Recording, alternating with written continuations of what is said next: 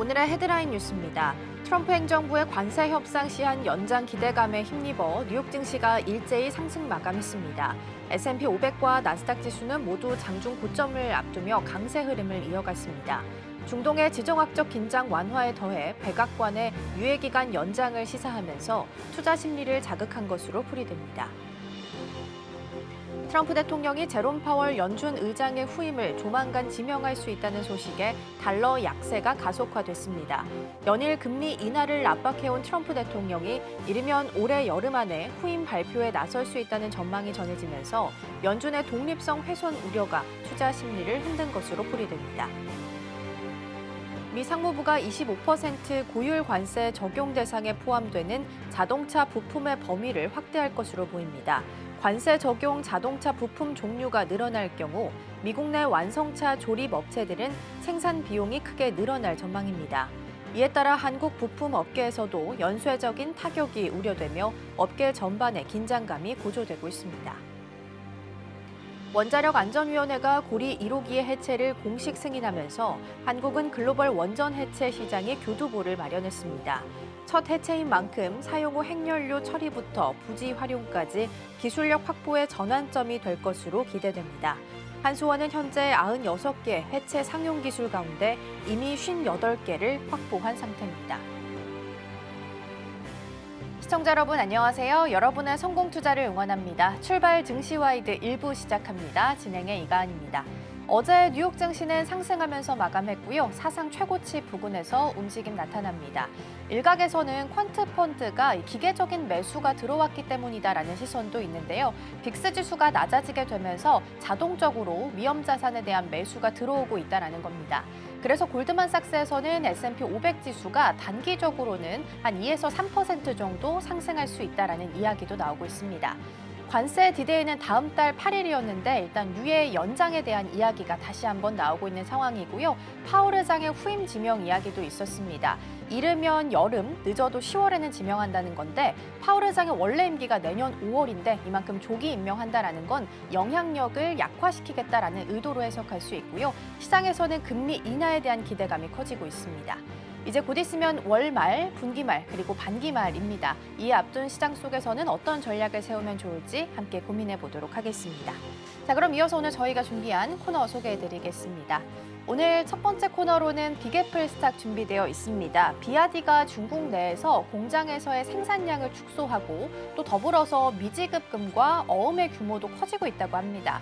전기차에 대한 수요에 문제가 생긴 건 아닌지 내용 잠시 후에 점검해 보겠고요. 두 번째 코너로는 넥스트 트레이딩 준비되어 있습니다. 어제 이제 원전 해체에 대한 승인이 이루어지게 되면서 새롭게 시장이 열리게 됐습니다. 애프터마켓에서도 관련 종목들의 움직임 체크됐는데요. 잠시 후에 함께 확인해 보시죠. 자, 그럼 출발 증시와이드 1부 본격적으로 시작해 보도록 하겠습니다.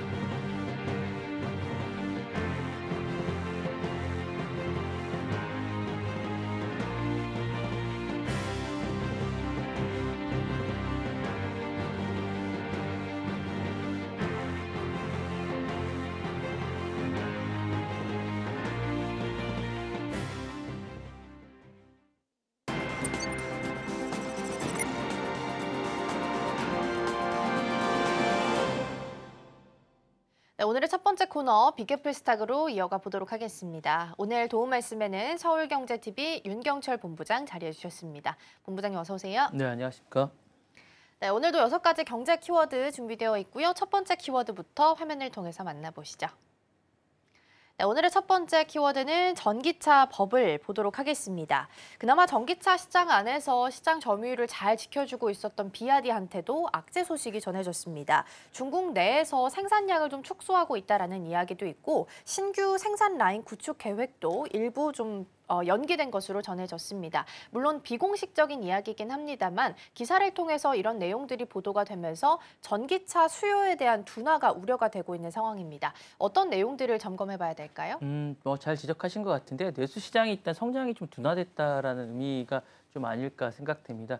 어쨌든 비아디가 중국 내 최소 이제 4개의 공장의 야간 근무를 중단하고 생산량을 최소 3분의 1 정도로 줄인 것은 이제 중국 내 전기차 시장의 수요가 예상보다 이제 둔화되고 있음을 보여줍니다. 대폭 할인하는 등 이제 공격적인 마케팅에도 불구하고 판매 목표 달성에 실패했다는 소식이 이제 들려오는 것은 그만큼 많이 경쟁이 치열해졌다는 게 아닌가라는 생각이 들고요.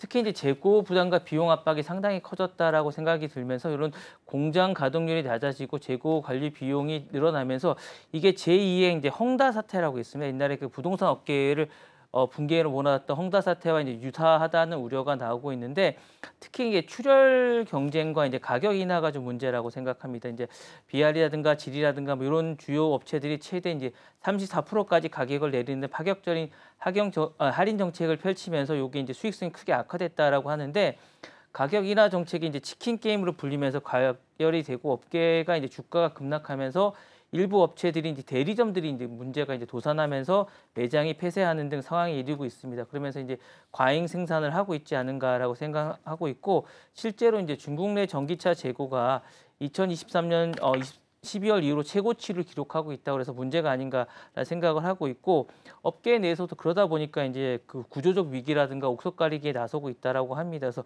수익성이 악화되면서 자금력이 약한 업체부터 시장에서 밀려나고 이제 일부 대형 업체조차 주가가 급락하고 있다라고 얘기를 하면서 중국 내에서 이제 글로벌 전환이 필요하다라고 이야기하고 있습니다.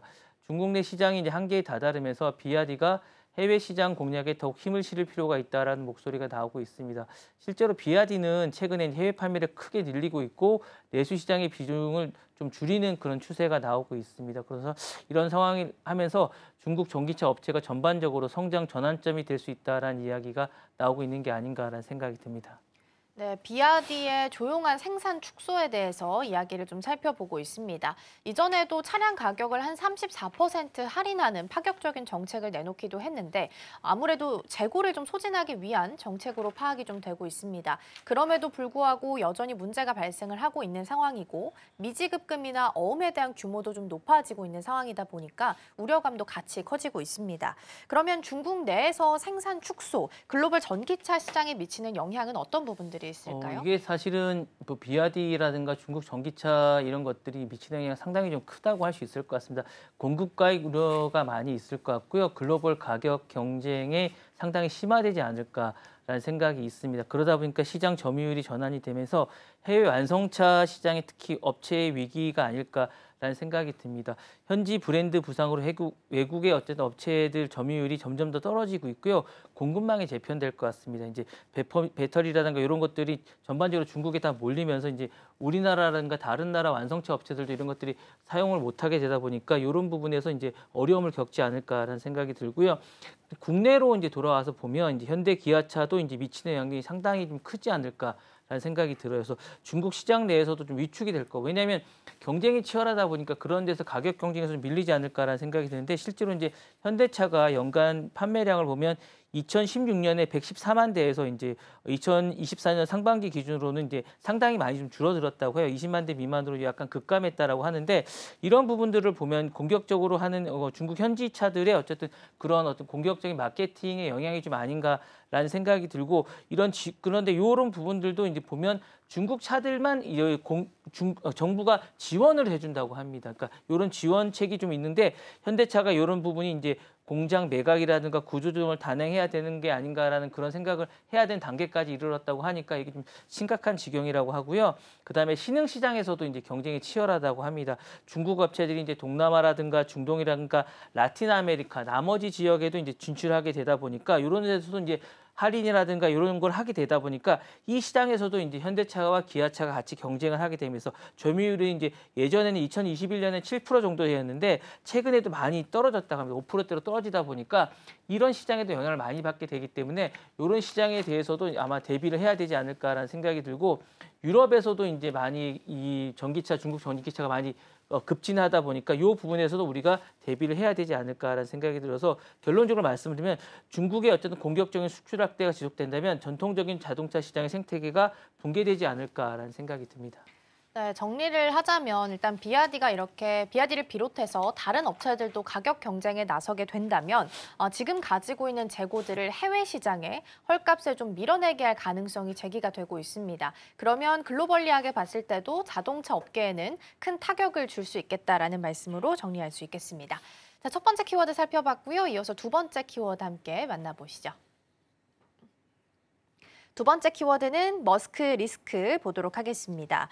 테슬라의 유럽 신차 판매가 다시 한번 크게 줄어든 것으로 나타났습니다. 유럽 시장 전반적으로 봤을 때 전기차 판매량은 늘어났지만 반대로 테슬라는 반대의 흐름을 좀 타게 된 건데요. 5월까지 이미 5개월 연속 판매 부진을 기록한 바도 있습니다. 일단 이번 현상이 시사하는 바는 어떤 부분들이 있을까요? 어쨌든 미국에서는 텍사스 오스틴에서 자율주행이 이제 화제가 되고 있고 로보택시가 화제가 되고 있는데 이런 것과는 별개로 계속 이제 유럽에서는 이 어쨌든 점유율이 계속 떨어지고 있다는 게 약간 안타까운 소식이 아닐까라는 생각이 들고 전반적으로 이제 테슬라가 수치적으로 보면 많이 떨어지고 있습니다. 그래서 5개월째 계속 연속으로 하락하고 있다라는 게 좀 안타까운 소식이고요. 이런 왜 부진에 시달리는 건 약간 두 가지 정도로 보실 수 있을 것 같아요. 첫 번째로는 중국 전기차가 너무나 강력합니다. 브랜드와의 치열한 경쟁이다 보니까 중국 전기차가 가격 경쟁에서 첨단 기술로 이제 유럽의 어떤 소비자의 선택을 받고 있습니다. 유럽 소비자들은 약간 합리적인 소비를 하다 보니까 가격에 되게 예민한데 테슬라는 뭐 모델을 잘 바꾸지 않음에도 불구하고 가격을 상당히 높다 보니까 중국 전기차에게 이제 이런 가격 경쟁에서 약간 이점에서 났습니다. 그러니까 중국 선택을 많이 받지 않는 그런 입지가 좁아들게 되는 이런 게 좀 있다고 말씀을 드릴 수 있을 것 같고요. 둘째로는 일론 머스크의 어쨌든 CEO의 정치적 발언이 아무래도 영향이 좀 있지 않을까. 그러니까 머스크 리스크가 상당히 크다라고 할 수 있을 것 같아서 이런 행보로 인해서 브랜드 이미지가 많이 하락하고 있습니다.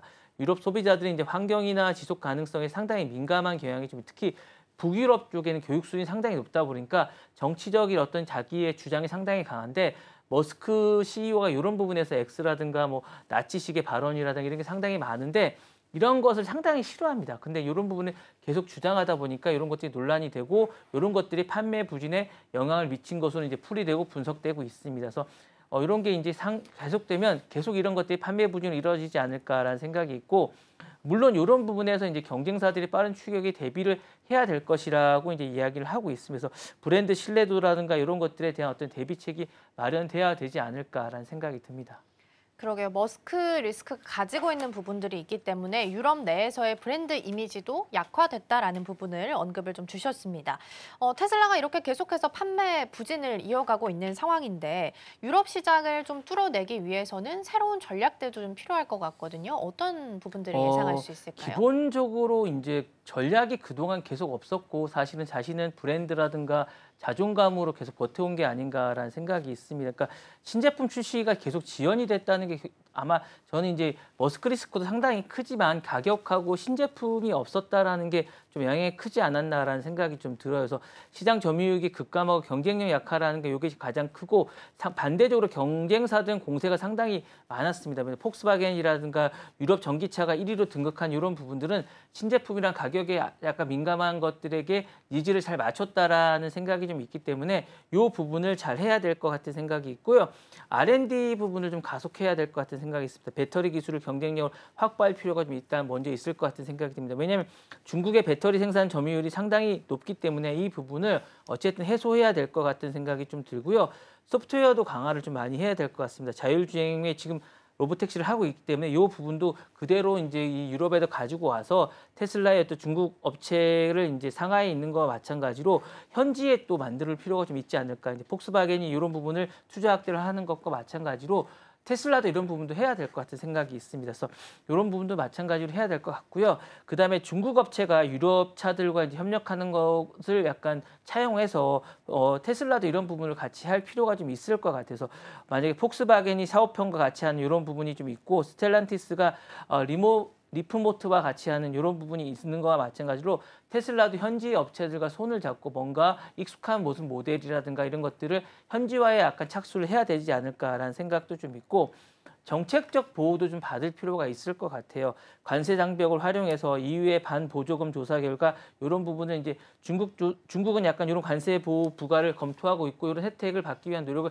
계속하고 있거든요. 그러면 미국에 관해서도 이제 뭐 트럼프를 이용하든가 이제 이런 부분을 이용해서 자신들도 좀 받아야 되는데 이런 걸 전혀 받지 않고 있어요. 오히려 싸우고 있거든요. 그러니까 이런 부분들에 대해서도 뭔가 혜택을 받아야 되지 않을까라는 생각이 있고 유럽 소비자에 대한 취향을 전혀 반영하지 않고 있다는 건 좀 문제입니다. 그래서 르노 5 같은 경우에 소형 해치백을 좋아하니까 유럽은 여행을 많이 갑니다. 그래서 이 해치백을 좋아하는 이런 부분을 반영한 걸 만드는데 이런 걸 전혀 반영하지 않아요. 그러니까 이런 모델들을 개발을 해서 선보이는 게 좀 어떨까라는 생각이 있는데 이런 섬세한 것들이 좀 부족하지 않나라는 생각이 들어서 향후에 이런 모델과 이런 것들을 좀 하고요. 마지막으로는 표준화 전략을 좀 해야 될 것 같아요. 그래서 충전 인프라와 배터리 규격 같은 걸 통일화해서 생산 효율화를 좀 하면 지금보다는 좀 더 높은 점유율을 발휘할 수 있지 않을까라는 생각이 듭니다. 네, 유럽의 특성에 맞춘 맞춤형 라인업 확대 전략이 꼭 필요하겠다라는 말씀 해주셨습니다. 자, 두 번째 키워드까지 살펴봤고요. 이어서 세 번째 키워드 만나보시죠. 네, 다음 키워드는 스타게이트 프로젝트 함께 보겠습니다. 이전에 한번 살펴보긴 했었는데요. 스타게이트 AI 인프라 프로젝트에 오픈 AI도 같이 참여하고 있는 것으로 확인이 되고 있죠. 이 와중에 샘 얼트먼이 라이브 인터뷰를 통해서 트럼프 대통령과 AI에 대해서 생산적인 대화를 나눴다라고 이야기를 내놨습니다.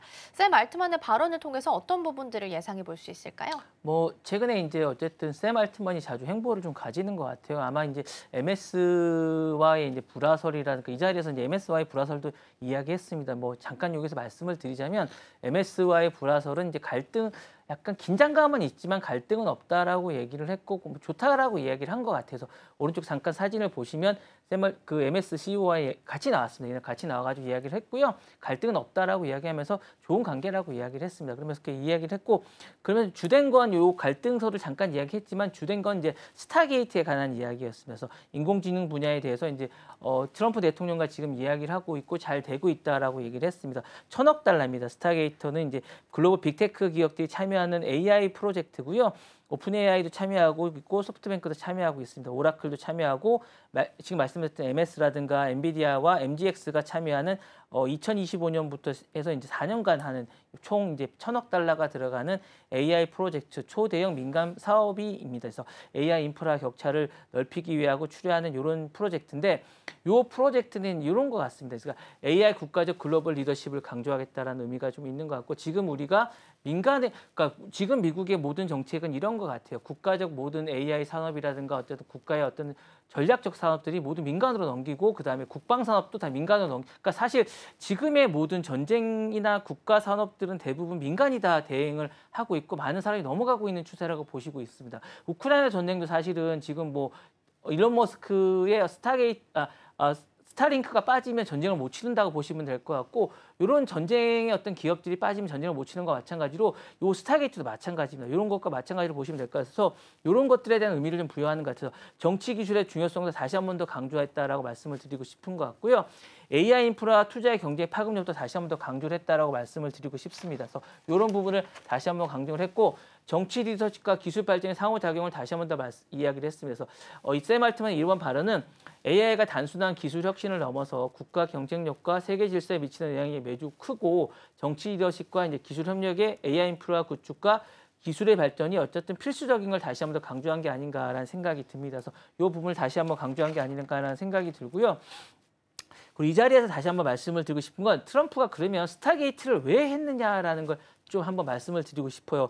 요거는 제가 볼 때는 중국과의 어쨌든 경쟁에서 AI의 어쨌든 패권 유치에 대한 경쟁을 좀 더 넓히기 위한 게 아닌가라는 생각이 듭니다. 그래서 지금의 이제 AI가 향후에는 핵만큼 강한 어쨌든 그런 무기라고 생각을 하기 때문에 중국과의 기술 격차를 확대하기 위한 게 아니었나라는 생각이 듭니다. 그래서 경쟁국인 중국과 좀 더 넓게 보면 EU와의 어쨌든 경쟁을 심화시키고 경제 산업의 혜택을 주기 위한 게였다는 생각도 듭니다. 그래서 미국 내 산업 기반을 확충하고 일자리를 창출하겠다라는 생각, 그리고 이제 강한 대통령을 하기 위한 것다라는 생각이 좀 들면서 국가 안보의 전략적 가치를 좀 더 높이기 위한 게 아니었나라는 생각이 들면서 이런 것들을 해외로 이제 그러니까 유출을 방지하기 위한 이런 전략적 포석도 있다라는 생각이 같이 들었습니다. 네.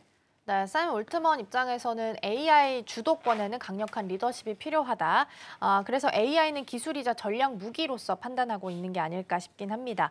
오픈 AI의 스타게이트 프로젝트가 미국 내에서 AI 산업 발전에 있어서는 어떤 영향을 같이 주게 될까요? 말씀하셨던 대로 지금 이제 민간으로 이제 많이 있었고요.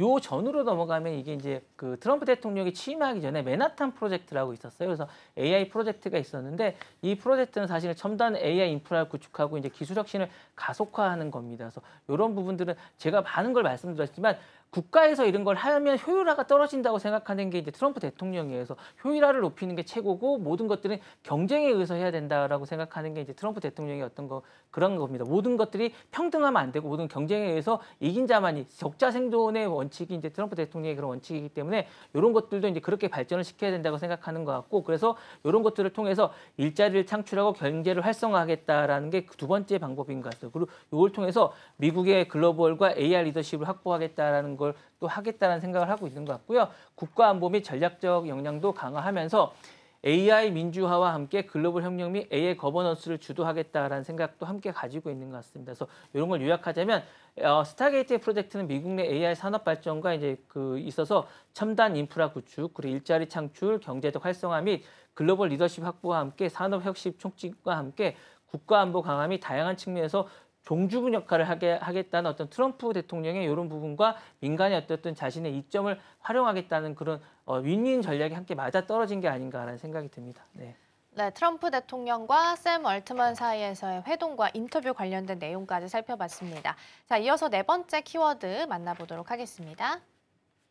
네, 다음 키워드는 왓츠앱 AI입니다. 요즘에는 이제 플랫폼에도 AI를 적용하는 움직임들이 많이 나타나고 있습니다. 그중 하나가 또 왓츠앱이 될 수 있을 것 같은데요. 메타가 이제 최근에 왓츠앱에서 읽지 않은 메시지를 요약해주는 새로운 AI 기능을 도입하겠다라고 발표했습니다. 이번 AI 기능 도입이 어떤 부분들을 의미하고 시사하는지 찾아보도록 하겠습니다. 일단은 이 안에 기능은 이제 숨은 기능을 혼자만 볼 수 있는 약간 시크릿 기능이라고 보시면 될 것 같고요. 이 부분에 이제 사용자 경험 및 개선을 편의성을 좀 강화했다라고 하시면 될 것 같아요. 사실 우리나라 왓츠앱을 그렇게 많이 쓰지 않는데 미국은 사실은 상당히 많이 쓰거든요. 그래서 왓츠앱이 상당히 국민 앱이라고 보시면 될 것 같은 생각이 좀 들고요. 정보 과부하가 상당히 많이 있었습니다. 이 부분을 좀 해소해 주는 것 같고 AI 요약 기능은 이런 것 같아요. 읽지 않은 메시지의 핵심 내용을 빠르게 파악할 수 있게 해주고 사용자 간의 어떤 시간을 절약해 준다는 의미가 좀 있는 것 같고 이 부분에 대한 어쨌든 니즈가 상당히 많았는데 이 부분을 이번에 해소해 준다는 의미가 좀 있는 것 같습니다. 그리고 접근성 및 효율성도 증가해 주겠다라는 생각도 좀 있는 것 같고 무엇보다 좀 데이터를 좀 모으겠다는 생각이 좀 있는 것 같아서 접근성에 사람들의 데이터를 AI를 통해서 좀 많이 모으겠다는 생각도 좀 있는 것 같고 지금 메타가 AI에 대한 니즈가 상당히 많습니다. 이 부분도 그거를 가기 위한 어떤 전 단계가 아닌가라는 AI 창을 위한 전 단계가 앱도 AI와 연동한 뭔가를 하기 위한 전 단계라는 생각도 좀 들고요. 이 부분이 또 연계해서 말씀을 드리면 AI 기술 도입을 위한 플랫폼 경쟁력 강화의 첫 단계라고 말씀을 드리고 싶습니다. 그래서 경쟁앱과의 차별화를 좀 도입하기 위한 게라는 생각도 들어요. 그래서 텔레그램인가 아이메신저나 카카오톡, 우리나라 카카오톡도 마찬가지인데 이런 것들은 AI 기능이 전혀 없어요. 그러니까 이런 부분과 관련해서 이제 AI 기능을 뭐 첫 번째로 도입했다는 상징적 의미가 좀 있는 것 같고요. 또 말씀을 드리면 이제 메타의 AI 생태계를 지금 많이 하고 있지 않습니까? 투자를 많이 하고 있지 않습니까? 이런 것들과 연동하기 위한 어떤 그런 단추가 될 거라는 그런 생각도 들고 이런 부분은 해서 이제 또 말씀을 드리면 데이터를 지금 모으고 있다고 제가 좀 전에 말씀을 드렸는데 데이터 기반의 서비스를 고도화해서 수익을 이제 만들겠다라는 의지를 좀 갖고 있는 것 같아서 이런 부분들을 함께해서 이제 그런 것들을 하기 위한 초석이 아닌가라는 생각이 듭니다. 네, 메타의 왓츠 앱을 통해서 AI 기능을 도입했고 메시지를 요약해주는 기능 관련해서 도입한다라는 발표 있었다는 부분 살펴봤고요.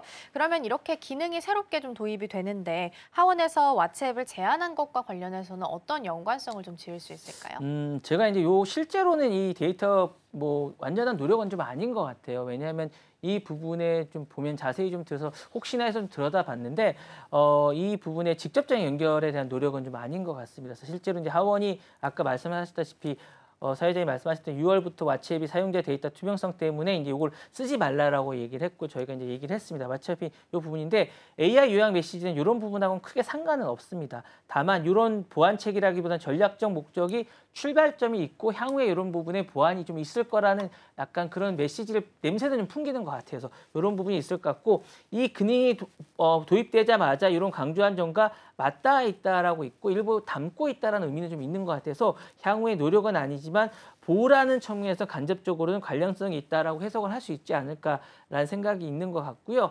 그리고 이제 향후에 이 부분도 아마 좀 도입을 하지 않을까라는 생각이 들어서 좀 더 이런 건 지켜봐야 될 것 같은 그런 생각이 듭니다. 네. 네, 왓츠앱과 관련한 내용까지 살펴봤고요. 이어서 5번째 키워드 만나보도록 하겠습니다. 네, 5번째 키워드는 트럼프, 베이조스 선택 보도록 하겠습니다. 트럼프 대통령과 머스크의 갈등 사이에서 블루오리진 창업자인 제프 베이조스가 새로운 기회를 좀 잡고 있다라는 이야기가 나오고 있습니다. 트럼프가 베이조스를 선택하는 건지 이번 사건이 시사하는 바는 어떤 부분들이 있을까요? 정부 지원 사업 중에 미국에서 정부 지원 사업 중에 가장 큰 게 이제 우주 관련된 사업입니다. 그래서 이제 스페이스X가 220억 달러 정도 이제 정부 계약을 지금 하고 있고 그에 반해서 블루 오리진은 24억 달러밖에 안 됩니다. 10분의 1밖에 안 되기 때문에 상당히 차이가 좀 많이 나고 있고요. 그래서 이 부분에 대해서 이제 지금 틈새가 좀 있는 게 아닌가라는 생각인데 최근 이제 트럼프 정부가 이제 베이조스를 선택하는 그런 약간 그런 모습을 보여서 이게 약간 뭔가 문제가 있는 게 아닌가 하고 이달 들어서만 해도 트럼프 대통령과 최소 2번 정도 통화를 했다고 해요. 베이조스가. 그리고 최근에 베이조스가 이제 트럼프 영부인과 뭐 만드는 다큐도 만들고 여러 가지 투자도 많이 하고 이래서 뭔가 가까운 느낌이 드는 것 같고 블루 오리진 CEO 이제 데이브 림프 역시 트럼프 대통령이 수석 보좌관하고도 면담을 했다라고 합니다. 그러다 보니까 이 과정에서 이제 베이조스 블루 오리진 경영진이 정부 계약에 대해서 적극적으로 요청을 했다고 해서 일론 머스크의 스페이스X의 상당 부분의 정부 계약이 위협을 받는 게 아닌가라는 이야기가 나오고 있습니다. 그래서 사실 그러다 보니까 이 부분이 상당히 설득력을 갖게 되고 특히 이제 트럼프 대통령이 지난달에 이제 머스크와 가까운 인물이었죠. 이제 나사의 국장을 지명을 했다가 철회하는 일이 있다 보니까 이게 설득력을 상당히 많이 갖고 있고요. 그렇게 되면 이번에 이제 올해 이제 4월에 스페이스X에 이제 그 59억 달러 정도 이제 했던 계약이 있습니다. 이게 철회될 수 있다는 이야기가 나오고 있어요. 그래서 이 부분이 철회되면 이 부분이 이제 대안이 아마 이제 블루 오리진으로 가지 않을까라는 생각이 들어서 그러면 이 부분이 상당히 역전되고 220억 달러조차도 이제 역전이 되지 않을까라는 생각이 들어서 상당히 시사하는 바가 많습니다. 그래서 영원한 적도 없고 영원한 동지도 없다라는 생각이 드는 게 이번 게 아닌가라는 생각이 들고요.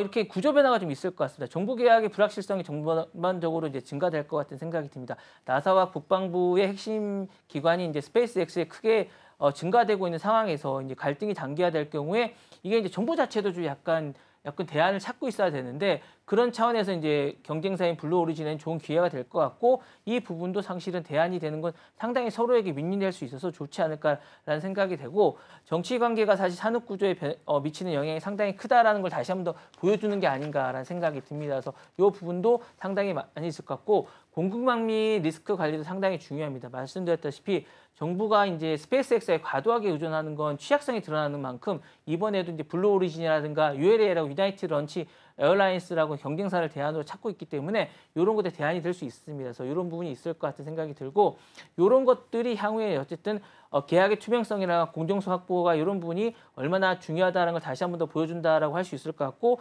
사실은 이 일론 머스크의 행동 하나가 얼마나 많은 나비 효과를 가져오냐를 다시 한 번 더 보여주는 게 아닌가라는 걸 또 한 번 보여준다고 할 수 있을 것 같습니다. 네, 트럼프와 머스크 사이에서 이견, 갈등이 좀 발생하면서 이 사이에 베이조스가 들어오는 게 아니냐라는 시선들 나오고 있고요. 그러면 그동안 스페이스X가 받기로 예정되었던 지원금들도 이쪽으로 흘러갈 가능성 또한 제기를 좀 해주셨습니다. 자, 그럼 이번 사건이 미국의 우주산업 경쟁 구도에 있어서는 어떤 변화를 좀 주게 될까요? 말씀하셨던 대로 이제 스페이스X 독점적 지위가 흔들릴 수 있어요. 그러니까 사실 흔들렸다고 봐야 될 것 같아요. 이게 사실 이게 블러핑인지 아닌지 모르겠지만 이게 이야기가 나왔다는 건 상당히 옮겨갈 수 있을 것 같고 최근에 그리고 이제 어떻게 된 건지 모르겠는데 발사를 계속하면서 물론 이게 실험의 과정이라고 이제 스페이스X는 얘기를 하지만 계속 지금 사고가 터지고 있지 않습니까? 그러다 보니 이런 것들이 불안감이 좀 증대하고 있는 상황이기 때문에 스페이스X에 대한 독점적 지위가 흔들리고 있습니다. 그러니까 트럼프 대통령과 일론 머스크 CEO 간의 갈등으로 인해서 스페이스X와 이제 정부 계약이 위협받고 있다라고 말씀드리고 있고 정부 공급망도 다변화될 것 같은 생각이 있고 그러다 보니까 경쟁사인 블루오리진의 기회가 되고 있다라고 말씀드리고 싶습니다. 그래서 경쟁사 주가가 상승하고 시장의 변화가 좀 있을 것 같습니다. 그러니까 정치적 리스크와 이제 산업도 생태계가 변화되지 않을까라는 생각이 듭니다. 이런 변화가 계속 있게 되면 향후에 많은 변화가 있으면서 경쟁이 촉진되지 않을까라는 생각이 듭니다. 그리고 이제 민간 우주 중심으로 정책도 많이 변하게 될 것 같은 생각도 됩니다. 그래서 이렇게 되면 향후에 이제 많은 사람들에게도 기회가 주어지지 않을까라는 생각이 들고 나사나 우주기관승의 리더십에도 많은 변화가 있을 것 같습니다. 이렇게 되면 중국이나 경쟁국에도 우주 대응에도 상당히 많은 변화가 있을 것 같고요. 민간 중심의 우주 산업도 육성이 되지 않을까라는 생각도 있습니다. 네.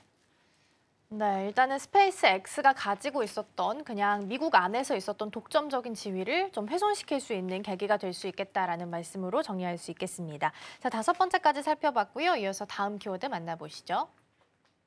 네, 오늘의 마지막 키워드입니다. 히토류 2막 보도록 하겠습니다.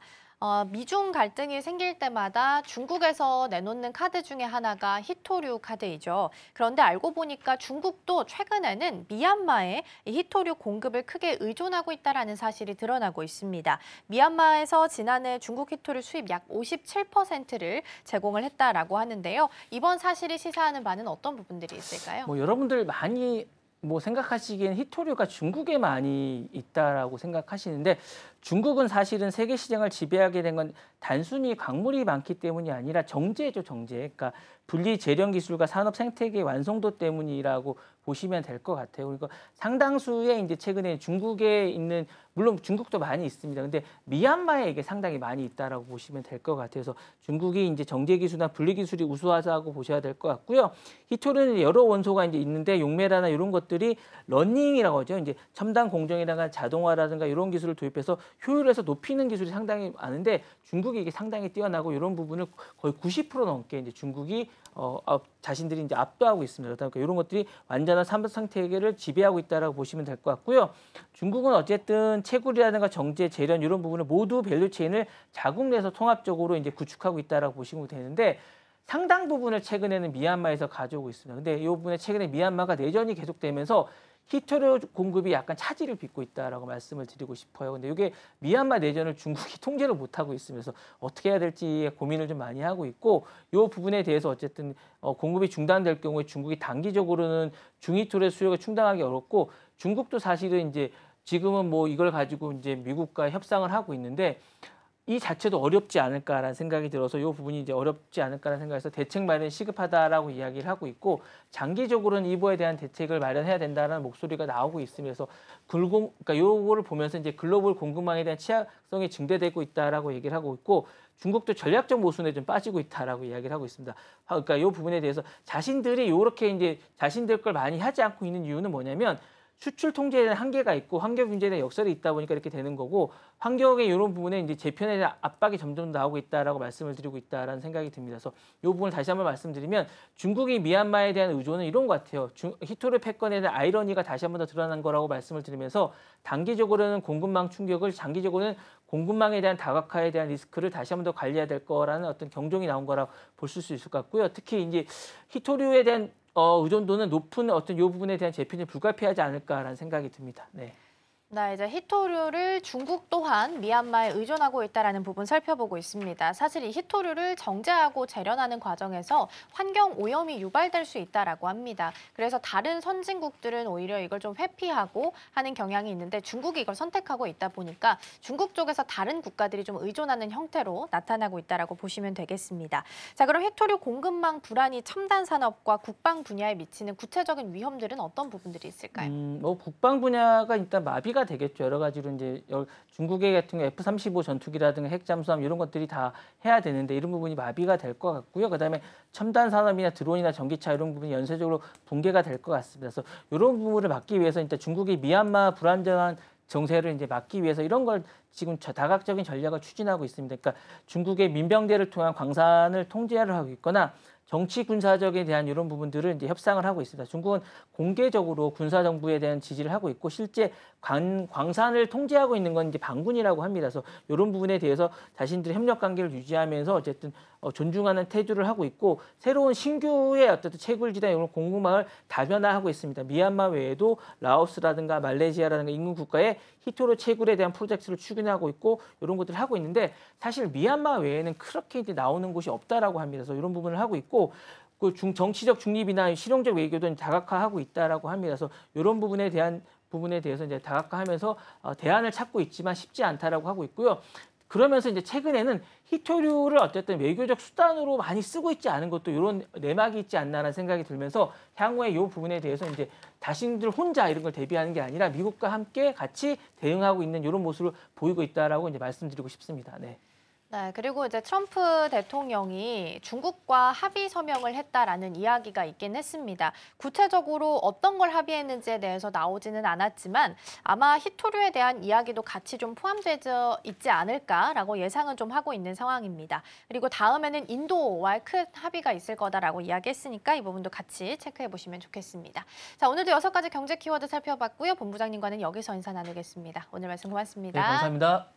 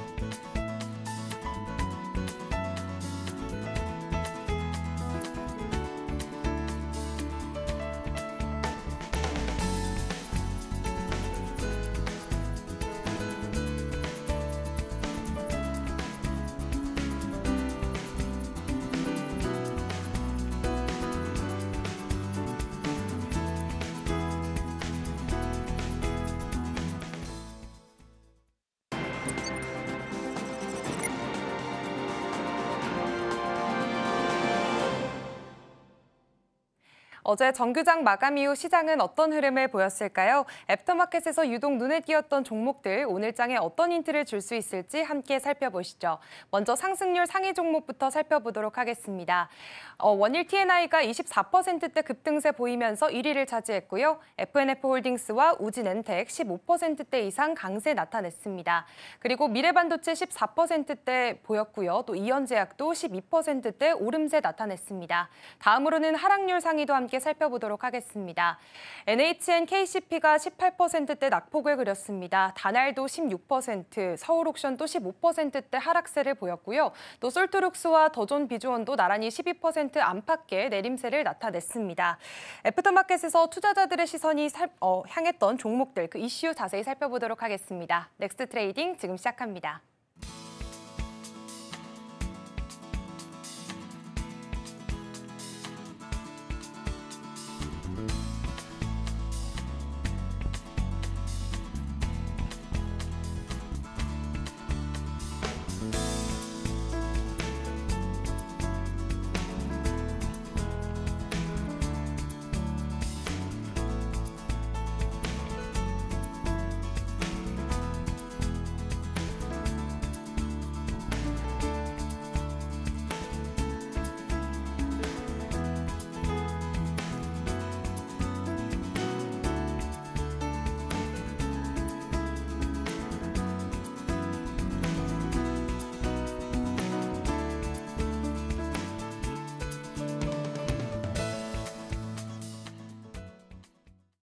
네, 계속해서 넥스트 트레이딩으로 이어가 보도록 하겠습니다. 오늘의 첫 번째 종목으로는 우진엔텍 살펴보겠습니다. 어제 이제 일정상으로 고리 1호기 해체에 관련한 승인 안건 이슈가 있었는데 승인이 된 것으로 확인이 좀 됐습니다. 그러면서 해체 관련한 시장이 새롭게 열리는 거 아니냐라는 기대감이 모아지면서 관련 주들의 움직임이 체크가 좀 됐습니다. 일단 자세한 내용부터 좀 살펴볼까요?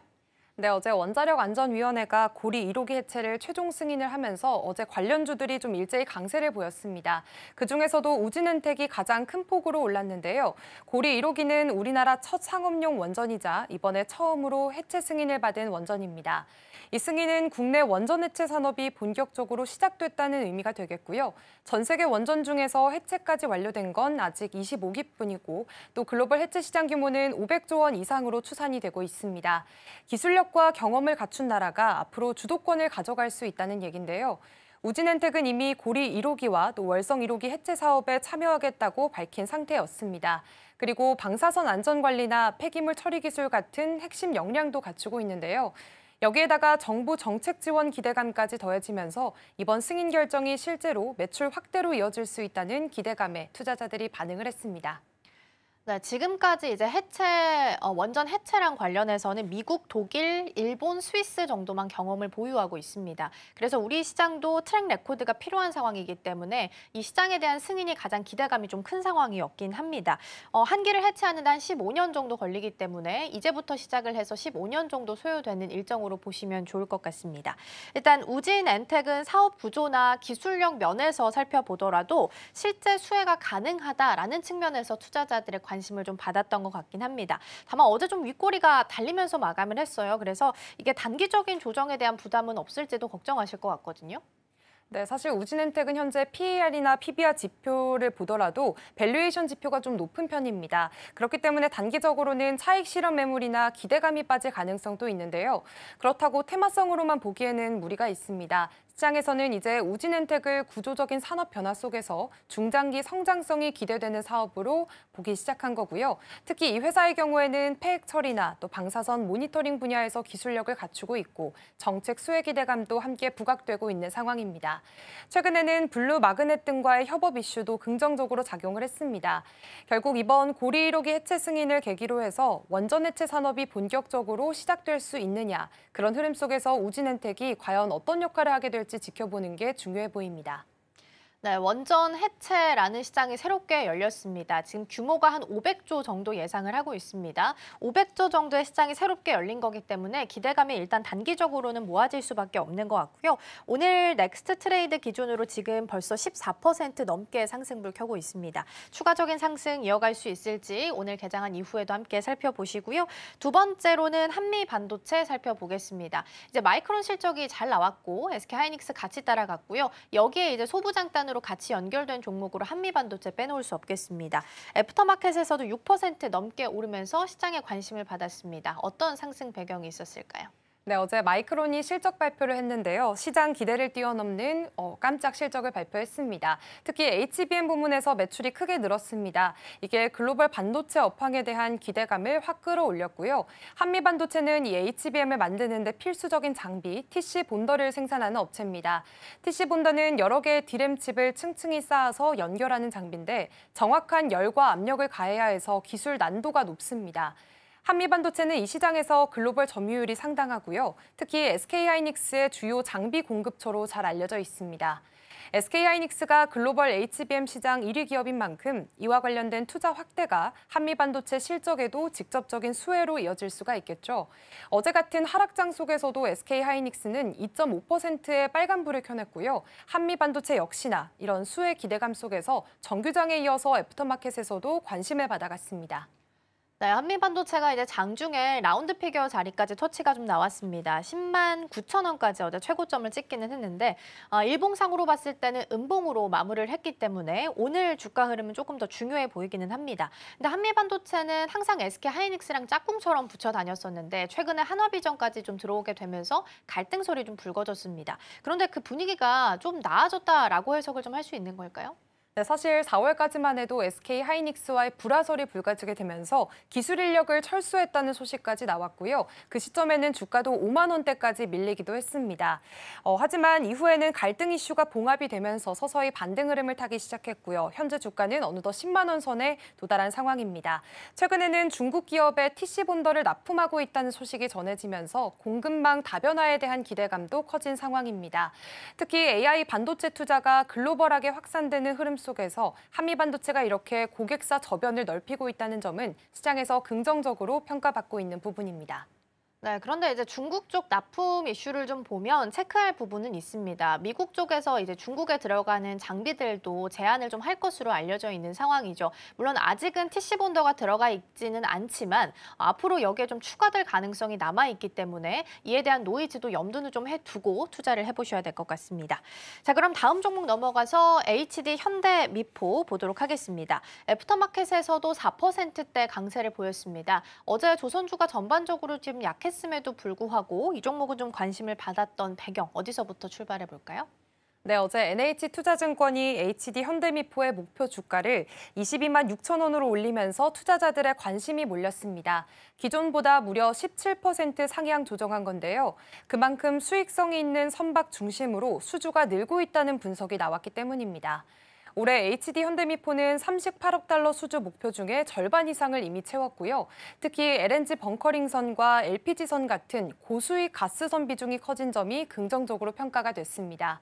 이 가스선들은 기존 주력인 MR탱커보다 단가도 높고 수익성도 더 좋습니다. 실제로 최근 계약된 LNG 벙커링선은 한 척당 9,750만 달러의 수주가 됐는데 연초보다 단가가 5% 정도 오른 수준입니다. 하반기에도 추가적인 수주 가능성이 크다는 전망이 나오고 있고요. 여기에 더해서 향후에는 액화 이산화탄소 운반선 같은 친환경 선박 시장으로의 확장 가능성도 기대가 되고 있습니다. 기술력과 안정성이 중요한 시장인 만큼 중형선에 강한 HD 현대미포가 기회를 잡을 수 있다는 분석이 나오고 있습니다. 네, 환경 규제가 글로벌적으로 움직임이 좀 나타나게 되면서 LNG 친환경과 관련된 종목들도 관심을 좀 받고 있습니다. LNG선 하면 HD 현대미포를 또 빼놓을 수가 없는 상황이기는 하죠. 그래서 이제 단순히 수주를 얼마나 했느냐보다는 얼마나 고부가 가치의 수주를 했는지가 가장 더 중요한 포인트가 되고 있습니다. 지금 TP 상향 조정이 좀 됐는데 2분기 실적에 대한 기대감은 어느 정도로 예상을 좀 할 수 있을까요? 네, 어제 나온 증권가 분석에서도 2분기 실적은 시장 기대치를 무난히 충족할 것으로 예상이 됐습니다. 매출은 약 1조 3천억 원, 영업이익은 800억 원대로 추정이 됐고요. 영업이익만 보면 전년 동기 대비해서 3배 이상 늘어날 수치입니다. 그리고 하반기부터는 선가가 올라간 선박 매출이 반영이 되기 시작하면서 3분기 이후에는 수익성이 한 단계 더 개선될 수 있다는 전망도 나왔습니다. 물론 기존의 주력 제품인 MR탱커 수주는 다소 주춤한 편이지만 대신 HD 현대미포는 가스선이나 소형 컨테이너선 수주로 인해서 빠르게 전환을 하고 있습니다. 이렇게 시장 변화에 유연하게 대응하고 있다는 점도 긍정적으로 평가가 되고 있습니다. 네, HD 현대미포 살펴봤습니다. 그리고 조선 관련해서는 단독 뉴스긴 합니다만 트럼프 대통령과 이야기해봤을 때 대통령실 쪽에서 조선 협력에 대해 관심이 많다라는 우리 대통령실의 코멘트가 있긴 했습니다. 그래서 조선주들의 흐름 같이 좀 체크해보시면 좋겠고요. 오늘 HD 현대미포는 지금 넥스트 트레이드 기준으로 0.91% 상승불 켜고 있습니다. 자, 그럼 넘어가서 이번에는 눈에 띄게 하락했던 종목을 살펴보겠습니다. NHN KCP, 이전에 우리 이 코너에서도 한번 살펴봤던 종목이기도 한데 어제는 스테이블 코인이 전반적으로 좀 약세를 보이면서 애프터마켓에서도 18% 급락세를 보였습니다. 어떤 하락 배경을 좀 찾아봐야 될까요?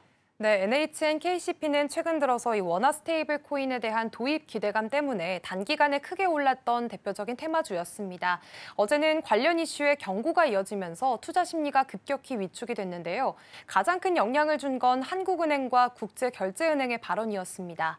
한국은행은 보고서를 통해서 스테이블 코인이 통화 신뢰를 떨어뜨리고 은행 시스템에도 부담을 줄 수 있다고 우려를 표했고요. 국제결제은행도 연례 보고서 초안에서 스테이블 코인이 화폐로서 갖춰야 할 단일성이나 안정성을 충족하지 못한다고 지적을 했습니다. 결국 이건 정책 도입이 생각만큼 쉽지 않을 수 있다는 시그널로 해석이 됐고요. 이 여파로 인해서 NHN, 헥토파이낸셜 같은 관련주들이 일제히 조정을 받았습니다. 특히 NHN KCP는 최근 블록체인 결제 시스템 구축 협약을 맺으면서 테마 중심에 서 있었기 때문에 이렇게 기대가 컸던 만큼 낙폭도 더 컸던 것으로 보입니다. 네, 정리해보면 하는 쪽에서는 스테이블 코인이지만 안전하지 않을 수 있다라는 위험성을 좀 경고를 한 것으로 보이고요. 특히나 코인런에 대한 이야기까지 나오게 되면서 투자 심리가 약화되는 모습이 나타났습니다. 자, 그럼 향후 전망에 대해서는 어떻게 좀 파악을 해보면 좋을까요? 네, 이번 조정은 단기 급등에 따른 조정이라기보다는 정책 기대감과 실제 실현 가능성 사이에 간극이 드러난 상황이라고 볼 수가 있겠습니다. 다만 스테이블 코인 산업 자체가 무산이 된 건 아니고요. 국내에서도 관련 법안이 다음 달 발의가 될 예정이었고 미국은 이미 지니어스 법안을 통과시키면서 제도화 흐름은 계속되고 있는 분위기입니다. 다만 투자자 입장에서는 단순한 상표권 출원이나 협약 뉴스에만 기대기보다는 실제 서비스 개발이나 시장 진입 가능성, 경쟁 구조 같은 부분까지 확인하는 게 중요하다는 얘기들이 나오고 있고요. 결국 NHN KCP도 보유한 이 핀테크 인프라나 블록체인 기술을 실제 사업으로 얼마나 연결시키느냐에 따라서 주가 방향이 달라질 수가 있겠습니다. 네, 이 와중에서 가장 또 럭키한 종목 중에 하나가 또 카카오페이가 아닐까 싶습니다. 어제 스테이블 코인이 좀 약세를 보인 와중에 카카오페이는 거래가 되지 않았는데 다시 어제 서클이 반등에 성공을 했고 오늘 카카오페이가 거래가 재개가 됩니다. 그래서 오늘 움직임 같이 체크해 보시면 좋지 않을까 싶고요. NHN KCP 같은 경우에는 1.3% 지금 상승불 켜져 있습니다. 자, 이렇게 해서 종목들 점검해 봤고요. 넥스트 트레이딩은 여기서 마치겠습니다. 오늘 말씀 고맙습니다. 네, 고맙습니다.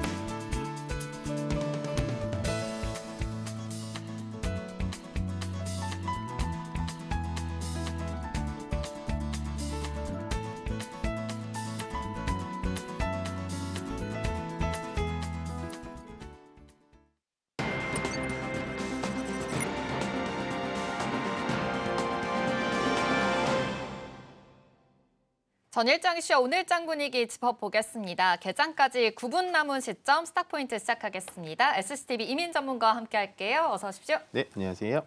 네, 일단 간밤 뉴욕 증시부터 체크를 해보겠습니다. 뉴욕 증시 분위기 좋았습니다. S&P 500 지수와 나스닥 지수 이제 최고가를 코앞에 두고 있는 상황이고요. 엔비디아와 마이크로소프트도 사상 최고가를 경신하면서 계속해서 좋은 흐름 이어지고 있습니다. 빅테크들의 랠리가 계속되는 가운데 우리 증시에서도 어떠한 방향성 이끌어줄 수 있을지 함께 고민해 보도록 하겠습니다.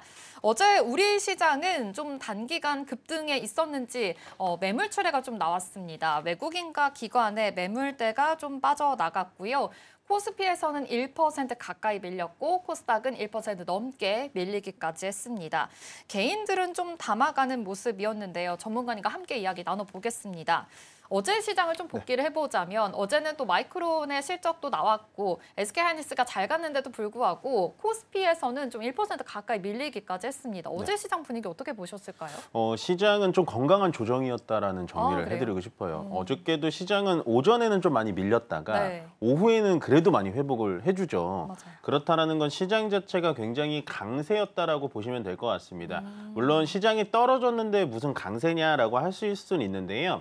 매일같이 오르는 지수는 없고 매일같이 오르는 종목은 없습니다. 그렇기 때문에 그간 6월 달에 들어오고 나서 한 달도 되지 않은 이 찰나에 정말 지수 자체는 상당히 급하고 많이 올라왔거든요. 거기에 따라서 어느 정도 조정을 받아줬으면 좋겠습니다라고 많이 코멘트를 드렸던 것 같은데 그게 조정이 어저께 나왔던 것 같고 뭐 오늘도 추가적인 조정이 좀 나올 수는 있겠지만 지금 이 시장에서는 웬만해서는 저는 매도를 해서 도망가는 매도를 안 하셨으면 좋겠다라는 생각을 하고 있습니다. 시장은 변동성이 굉장히 커질 겁니다. 왜냐하면 전체적인 대기 자금이 많기 때문에요. 유입 자금이 많으면 많을수록 떨어지는 날에도 크게 떨어지고 올라가는 날에도 크게 올라갑니다. 여기서 좀 우리 개인 투자자님들은 약간 엇박자를 타실 수가 있어요. 어저께처럼 이제 메인 테마들이 한 10%, 7% 떨어지게 되면 떨어지고 오늘도 추가적으로 뭐 한 5% 떨어지게 되면 이제 본전 가까이에서 고민을 많이 하신단 말입니다. 여기서 본전에서 또 갑자기 매도를 하시고 시장이 또 급격하게 올라갑니다. 올라갈 땐 급격하게 올라가는데 그땐 또 따라 붙어가지고 또 끝물에 잡으시고 이런 식으로 약간은 엇박자를 탈 수 있는 유동성이 굉장히 센 그런 변동성의 장세이기 때문에요. 저는 지금 자리에서는 어느 정도 엉덩이를 꼭 붙이시고 그냥 매수매도 이렇게 머리 아프게 생각하지 마시고요. 메인 테마와 주도 섹터에 내 종목이 있다면 그냥 버텨보시는 것이 가장 좋은 시장이다라고 정리해드리겠습니다. 네. 어제 단기간의 조정은 그래도 좀 숨고르기 장세였고 여태까지 좀 잘 올라갔던 만큼 너무 걱정하지 않아도 될 것 같다라고 이야기해 주셨으니까요. 이렇게 코멘트 참고해 보시면서 투자 전략 세워보시면 좋을 것 같습니다. 주도주 쪽도 얘기해 주셨는데 오늘도 큰 이슈가 있어서 먼저 좀 체크를 해보겠습니다. 바로 원전 이야기인데요. 고리 1호기 본격 해체 돌입하게 됐습니다. 네. 어젯밤에 또 뉴스가 나왔죠.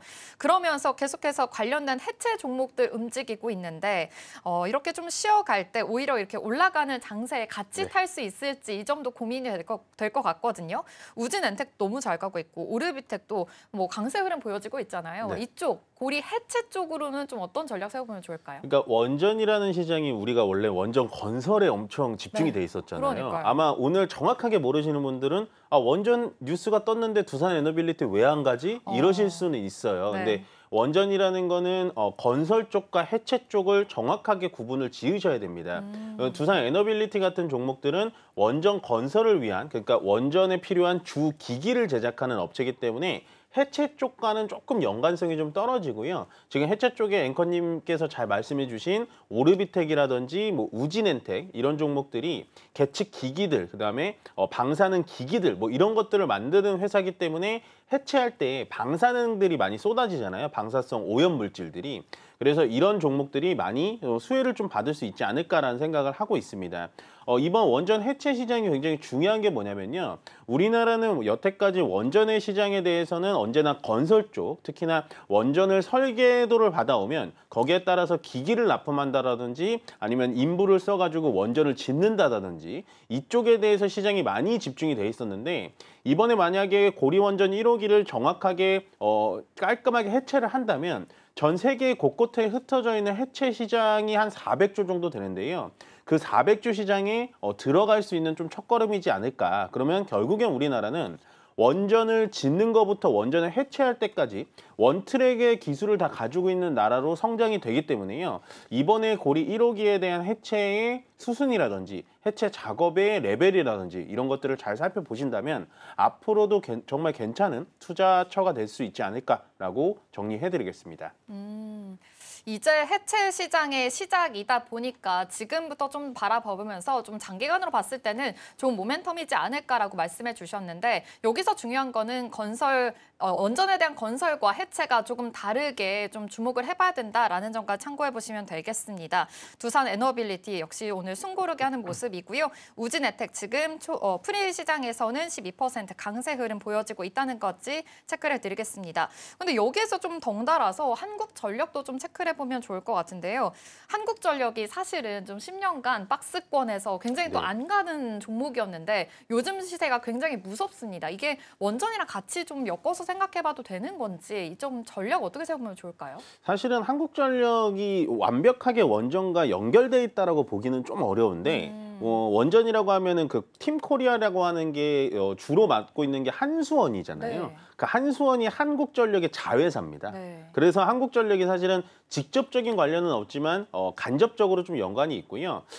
사실은 원전의 이슈 때문에 한국전력이 요즘에 좀 올라간 면도 있지만 제가 봤을 때 한국전력이 정말 이 10년간의 박스피를 뚫고 나온 이유 중에 가장 큰 이유는 결국에는 지금 트럼프 대통령이 유가에 대해서는 굉장히 예민하게 대하고 있어요. 유가가 올라오면 올라오는 대로 바로 이렇게 망치로 때리듯이 유가를 다시 강제적으로 좀 낮춰주고 있고 거기다가 며칠 전에 이제 중동에 또 방문을 하면서 중동에도 증산 요구를 했죠. 증산을 한다라는 건 결국엔 유가를 계속해서 낮추겠다라는 얘기고요. 지금 이란과 이스라엘 전쟁도 조기 종식을 시킨 건 결국엔 이란산 중동 원유를 중국에서 쓸 수 있게 해주겠다. 막 이런 얘기가 나오면서 원유에 대해서는 트럼프 대통령이 굉장히 예민하구나라는 거를 여러분들 아실 수가 있으셨을 겁니다. 그렇기 때문에 원유 가격이 점점 낮아지면 낮아질수록 한국전력에서 만드는 전기료 원가에 대해서 경쟁력이 있기 때문에 추가적인 상승이 나온 거고요. 거기다가 이제 한국전력이 또 주가가 좋은 이유가 뭐냐면 전기료 동결입니다. 전기료가 원래는 이제 민주당 정부가 들어왔기 때문에 전기료 인하에 대해서 압박이 어느 정도 있지 않을까라고 시장에서 좀 걱정을 했었는데요. 인상은 아니지만 어쨌든 인하가 아닌 전기료 동결이라는 것도 어느 정도 한국전력에 좀 호재로 다가와서 추가적인 상승이 좀 나왔는데요.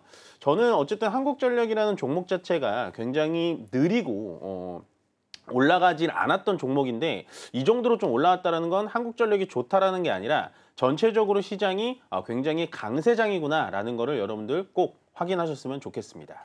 그럼 여기서 빠르게 여쭤보면 한전, KPS, 뭐 한전 산업까지 지금 프리마켓에서 굉장히 잘 올라가고 있는데 네. 한전 관련된 종목들도 오늘 같이 바라봐도 괜찮을까요? 뭐 요네들도 이제 아마 원전 해체 쪽으로 설계 쪽이다 보니까 원전 해체 쪽으로 같이 좀 상승 랠리가 좀 이어질 수 있지 않을까라고 의견 정리해드리겠습니다. 네, 오늘 원전 관련해서 개장 전에 한번 체크를 해봤는데요. 지금 원전 해체 관련해서 지금 모멘텀이 있는 만큼 계속해서 바라봐 주시면 좋을 것 같고요. 또 한전 관련해서 한전 KPS, 한전 산업까지도 지금 좋은 흐름 보여지고 있으니까요. 이 점도 체크해 보시면서 우리 시장 출발해 보도록 하겠습니다.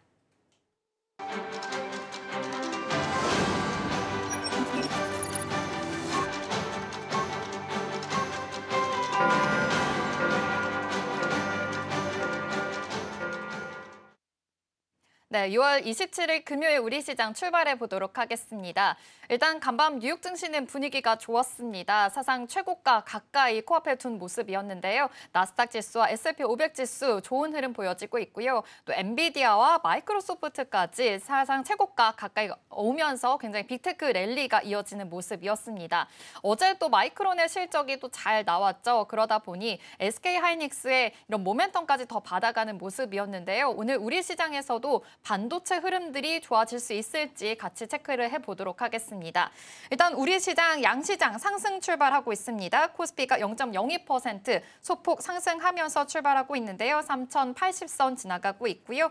코스닥에서는 0.24% 상승하면서 800포인트를 찍고 다시 내려왔는데 아직까지는 800포인트까지 회복하지 못한 모습입니다. 이 점 체크해 보시면서 같이 또 앞으로의 수급 동향까지 체크를 해보도록 하겠습니다. 일단 시총 상위 종목들도 체크해 보겠습니다. 어제와 좀 다른 모습입니다. 반도체 투톱이 다른데요. 지금 삼성전자가 0.1% 상승을 하고 있는 반면에 SK하이닉스 오늘 좀 숨고르게 하고 있습니다. 0.85% 소폭 쉬어가는 모습인데요. 어제가 좀 달랐었죠. SK하이닉스가 강한 흐름이었다면 삼성전자가 어제 하락으로 마감을 했었는데 오늘은 다른 점에서 시작하고 있다는 점까지 체크를 해보시면 되겠습니다. LG에너지솔루션 어제에 이어서 오늘도 좀 소폭 쉬어가는 모습입니다. 하지만 현대차, 완성차 쪽으로는 다시금 좀 모멘텀을 받아갈 수 있을까요? 오늘 현대차와 기아 오늘 상승 흐름 이어지고 있다는 점 체크해 주시고요. 하나 에어로스페이스 오늘 2% 강세 흐름 보여지고 있습니다. 방산 쪽으로도 계속해서 좀 모멘텀이 있는 만큼 이쪽으로도 체크해 보시면 되겠습니다. 코스닥 시장도 체크해 보겠습니다. 오늘 알테오젠 시가총액 상위 종목에서는 알테오젠만이 지금 상승불 켜주고 있고 있고요. 이외에 레인보우 로보틱스, 로봇주도도 계속 요즘 좀 들썩들썩하는 모습이었는데 레인보우 로보틱스가 1.5% 강세 흐름 시현해주고 있습니다. 휴젤은 1% 가까이 좀 쉬어가고 있는데요. 이 와중에도 좀 종목별로 장세가 좀 뚜렷한 모습입니다. 오늘 시장 어떻게 좀 체크를 해볼지 같이 이야기 나눠보겠습니다. 일단 전문가님, 오늘 시장도 수급이 외국인과 기관에서 들어오지 않고 있는 모습입니다. 코스피 시장에서 네. 특히나 아침 시장인데도 불구하고 매도 우위가 굉장히 또 강하게 나타나고 있거든요. 오늘 시장 분위기 어떻게 보고 계실까요? 요즘에는 이 현물의 수급은 그렇게 중요하게 안 보셨으면 좋겠어요. 예, 그래요? 제가 평소에 이 수급에 대해서 좀 중요도를 많이 말씀을 드리는데 네. 요즘에는 이게 유동성 장세라고 말씀드렸잖아요. 그러니까 돈의 힘이 그냥 센 쪽으로 그냥 몰려가지고 올라갈 수 있는 장이라고 보시면 됩니다. 그래서 외국인들이 뭐 지금 시간 3분 지났는데 1,000억 가까이 매도를 진행을 하고 있거든요. 근데 제가 봤을 때는 요즘에 외국인들의 매도세가 세서 시장이 좀 약하다라기보다는 외국인들의 자금에 이런 두 가지 특성이 있습니다. 액티브 특성이라는 게 있고 패시브 특성이라는 게 있는데요. 말 그대로 액티브, 그러니까 액티브하다라는 얘기를 많이 하잖아요. 현재 외국인들이 우리나라에 들어와서 매수를 하고 하는 건 액티브 자금이 많습니다. 그만큼 조금 기다렸다가 단기적으로 차익 실현이 나면 팔고 나오는 자금들이 많다라는 거죠. 지금 우리가 보다시피 2,600대부터 외국인들의 액티브 자금들이 들어와서 3,000대 이상 자리에서 현재 차익 실현 매물로 나오는 외국인들이 자금이 많은 것 같고요. 다만 제가 외국인 자금들 중에서 가장 중요하게 보는 건 패시브 자금입니다. 그게 뭐냐면 바스켓 매매라고 해서 외국인들이 큼직큼직하게 삼성전자도 이만큼 사고 하이닉스도 이만큼 사고 현대차도 이만큼 사고 그만큼 시가총액 대형 종목들 위주로 들어오는 장세가 들어오거든요. 다만 요즘에 외국인들이 매수세가 들어오면서 삼성전자라든지 현대차, 기아차에는 외국인들의 매수세가 전혀 보이지 않기 때문에 지금은 단기적인 외국인들의 액티브 자금이다라고 생각을 해주시면 될 것 같습니다.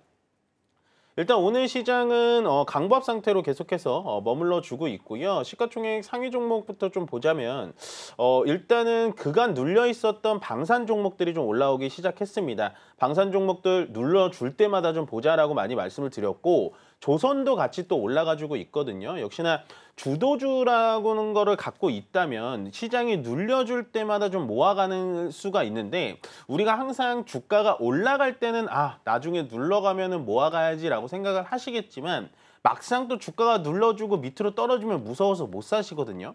근데 지금 장에서는 그러실 필요가 없습니다. 그렇기 때문에 조방원이라고 불리는 조선, 방산, 원전, 전력기기까지는 계속해서 시장의 주도주로 남아있을 것 같고 거기다 요즘에 이제 추가적으로 붙어주는 테마가 뭐냐? 바로 AI 테마입니다.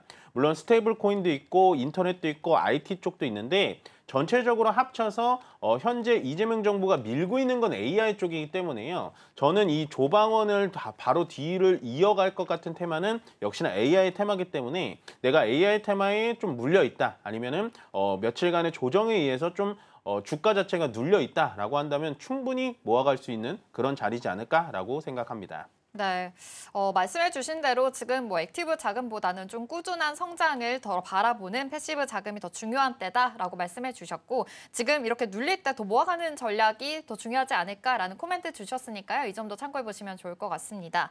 그럼 오늘 가장 먼저 좀 체크해 봐야 될 게 반도체 투톱일 것 같아요. 어제랑 좀 다른 흐름 이어지고 있거든요.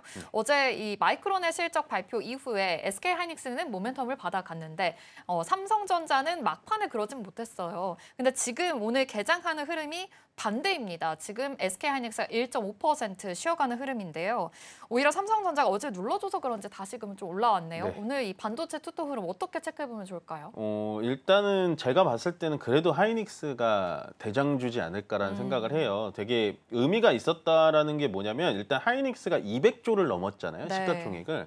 그거는 지금 삼성전자 이래로 우리나라 개별 종목 중에 200조가 넘은 종목이 없습니다. 그러니까 지금 삼성전자가 시가총액이 한 350조 정도 돼요. 그러면 지금 결국엔 150조 정도밖에 차이가 안 나거든요.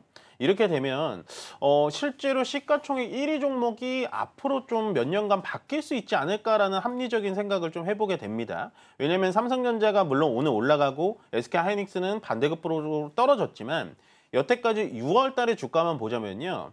삼성전자는 55,000원에서 6만 원 올라갔습니다. 그러니까 10%도 채 올라가지 못했는데 SK 하이닉스 같은 경우에는 지금 얼마가 올라갔습니까? 벌써 30만 원까지 뚫으려고 계속해서 준비를 하고 있는 SK 하이닉스가 6월 달에 20만 원 초반선에서 지금 29만 원, 28만 원 선까지 올라갔기 때문에요.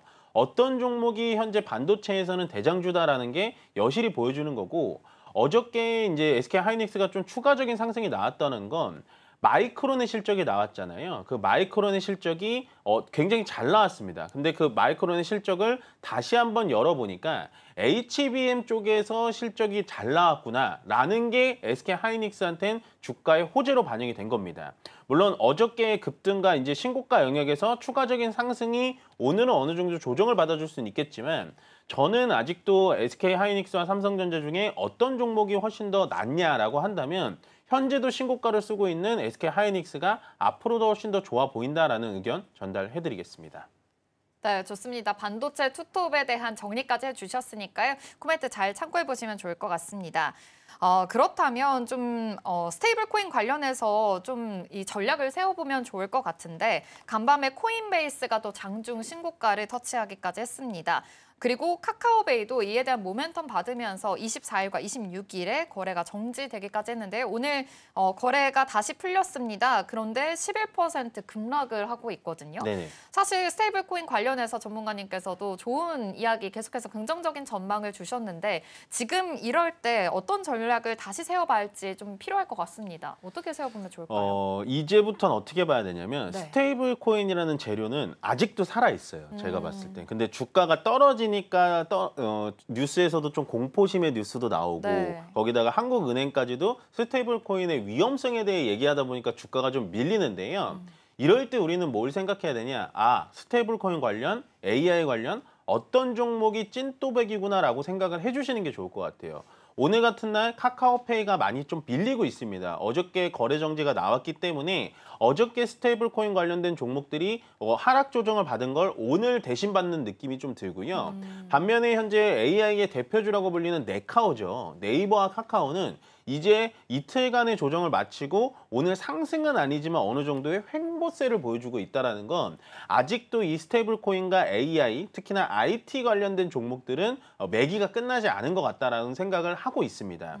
그게 그냥 단순히 여태까지의 주인공이었기 때문에 주가가 더 이상 끝나지 않을 것 같아요 라고 말씀드린 게 아니라, 이게 AI가 주인공이 된 지가 벌써 2주가 채 되지 않았거든요. 거기다가 현재 이재명 정부라는 신정부가 들어오고 나서 가장 밀어붙이는 정책이 AI 쪽입니다. 그렇기 때문에 현재 여기에 AI 센터장이라든지 직속 장관들을 기업체의 기업 출신들로 채워넣고 있기 때문에 저는 오히려 정말 이런 종목들을 조방원이랑 똑같이 보시는 게 맞다라고 보여져요. 현 정부가 강하게 밀어주고 있고 현 정부가 답안지를 보여주고 있는데, 우리는 단기간에 나온 공포 뉴스에 의해서 이런 종목들이 빠지나 보다, 이제 고점인가 보다 하고 파는 경향이 많거든요.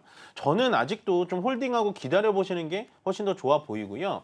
단기간에 이 공포 뉴스에 절대 현혹되지 마시고 현재 정부가 보여주는 방향성에 대해서 믿고 좀 천천히 걸어가시는 게 훨씬 더 여러분들 계좌에 좀 빨간불이 들어오는 선택이지 않을까라고 생각합니다. 네, 그래도 좀 연속해서 긍정적인 시그널을 주신 것 같은데요. 현 정부가 아무래도 좀 강하게 밀어주고 있는 정책이다 보니까 이에 대해서 좀 투자 전략 계속해서 세워보셔도 좋을 것 같다라는 생각을 해봅니다. 지금 스테이블 코인 관련해서 사실은 조금 신중론을 보이고 있기 때문에 어제 시장에서도 좀 쉬어가는 흐름이었었는데, 조금 더 큰 종목으로 살펴보자면 네카오 이야기 해주셨는데, 네.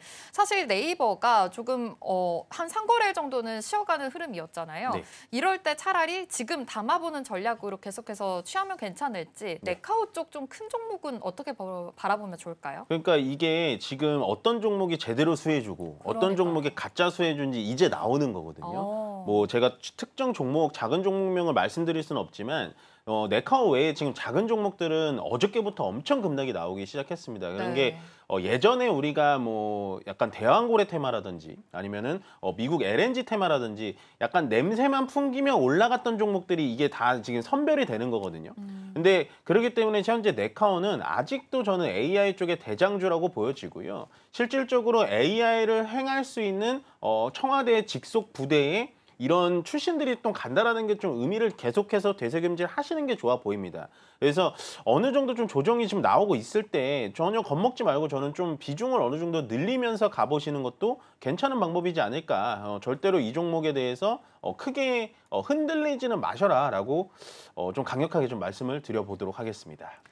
네, 좋습니다. 그래도 계속해서 좀 강력한 긍정적인 이야기 주셨으니까요. 이전 코멘트 참고해 보시면 좋을 것 같습니다.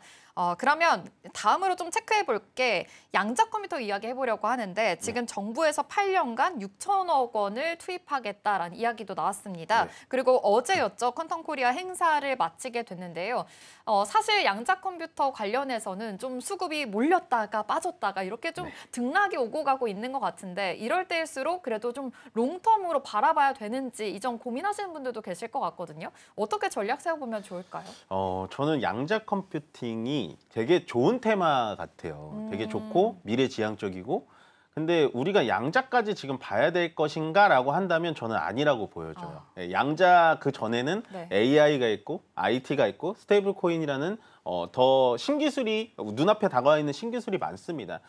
그런데도 나는 양자 컴퓨팅 종목을 하고 싶다라고 한다면 제가 국내 주식 방송에서 이런 말씀 드려도 될지는 모르겠지만 그냥 차라리 양자 컴퓨팅 ETF 쪽을 보시는 게 더 낫다라고 보여져요. 지금은 우리나라에서 양자 컴퓨팅의 기술이 현존하고 있는 기술이 없습니다. 양자 컴퓨팅에 대해서 보안 기술이라든지 안테나 기술 같은 그런 기술을 가진 기업들은 있겠지만 굳이 지금같이 너도 나도 올라가고 주도주가 지금 조방원에서 인터넷 IT로 넘어가는 이런 주도주 섹터가 많이 있는 장에서 양자 컴퓨팅까지 우리가 눈을 본다라는 거는 조금 체력적인 좀 소모가 아닐까라고 의견 전달해드리겠습니다. 좋습니다. 양자 컴퓨터 쪽 지금 아무래도 지금 수혜 보는 정책 이야기들 많기 때문에 차라리 다른 쪽으로 좀 시선 돌리는 게 낫지 않을까라는 이야기 해주셨습니다. 마지막으로 오늘 오징어 게임 3가 드디어 나옵니다. 사실 기다리시는 분들 많으실 것 같은데 이 게임에 참여하시겠습니까? 라는 이야기 또 오늘도 들을 수 있을 것 같습니다. 엔터주 관련해서 뭐 콘텐츠주 관련해서 한알령 이야기도 나오고 있는 만큼 차라리 이쪽으로 또 시선, 이쪽은 어떻게 전략 세워보면 좋을까요? 미디어 쪽은 좀 보셔도 될 것 같아요. 근데 다만 이제 오징어 게임 3가 뭐 재밌을지 재미없을지는 저도 모르잖아요. 근데 그 전에 이제 시즌 2가 나올 때는 그 전에 이제 콘텐츠 관련된 종목들이 많이 급등을 했었는데 네. 지금은 3가 솔직히 오늘 나온다고? 라고 지금 알아들으시는 분들도 많으실 거예요. 그렇기 때문에 오징어 게임이 나온다고 해서 어떤 컨텐츠주가 정말 재밌어서 올라갈 수는 있겠지만 단기적으로만 보시는 게 좋을 것 같고요. 저는 전체적으로 이런 뭐 컨텐츠라든지 컨텐츠 제작하는 대기업들 많잖아요. 그런 기업들이 중국 한알령 해제로 인해서 효과를 받는 게 훨씬 더 주가의 상승 모멘텀이 되지 않을까라는 생각을 하고요. 오징어 게임 정말 잘 돼서 원때처럼 세계적인 인기를 좀 누렸으면 좋겠지만 과연 이 시즌3가 어떠한 인기가 있을지가 주가에 반영될지는 저는 좀 미지수다라고 정리해드리겠습니다. 네.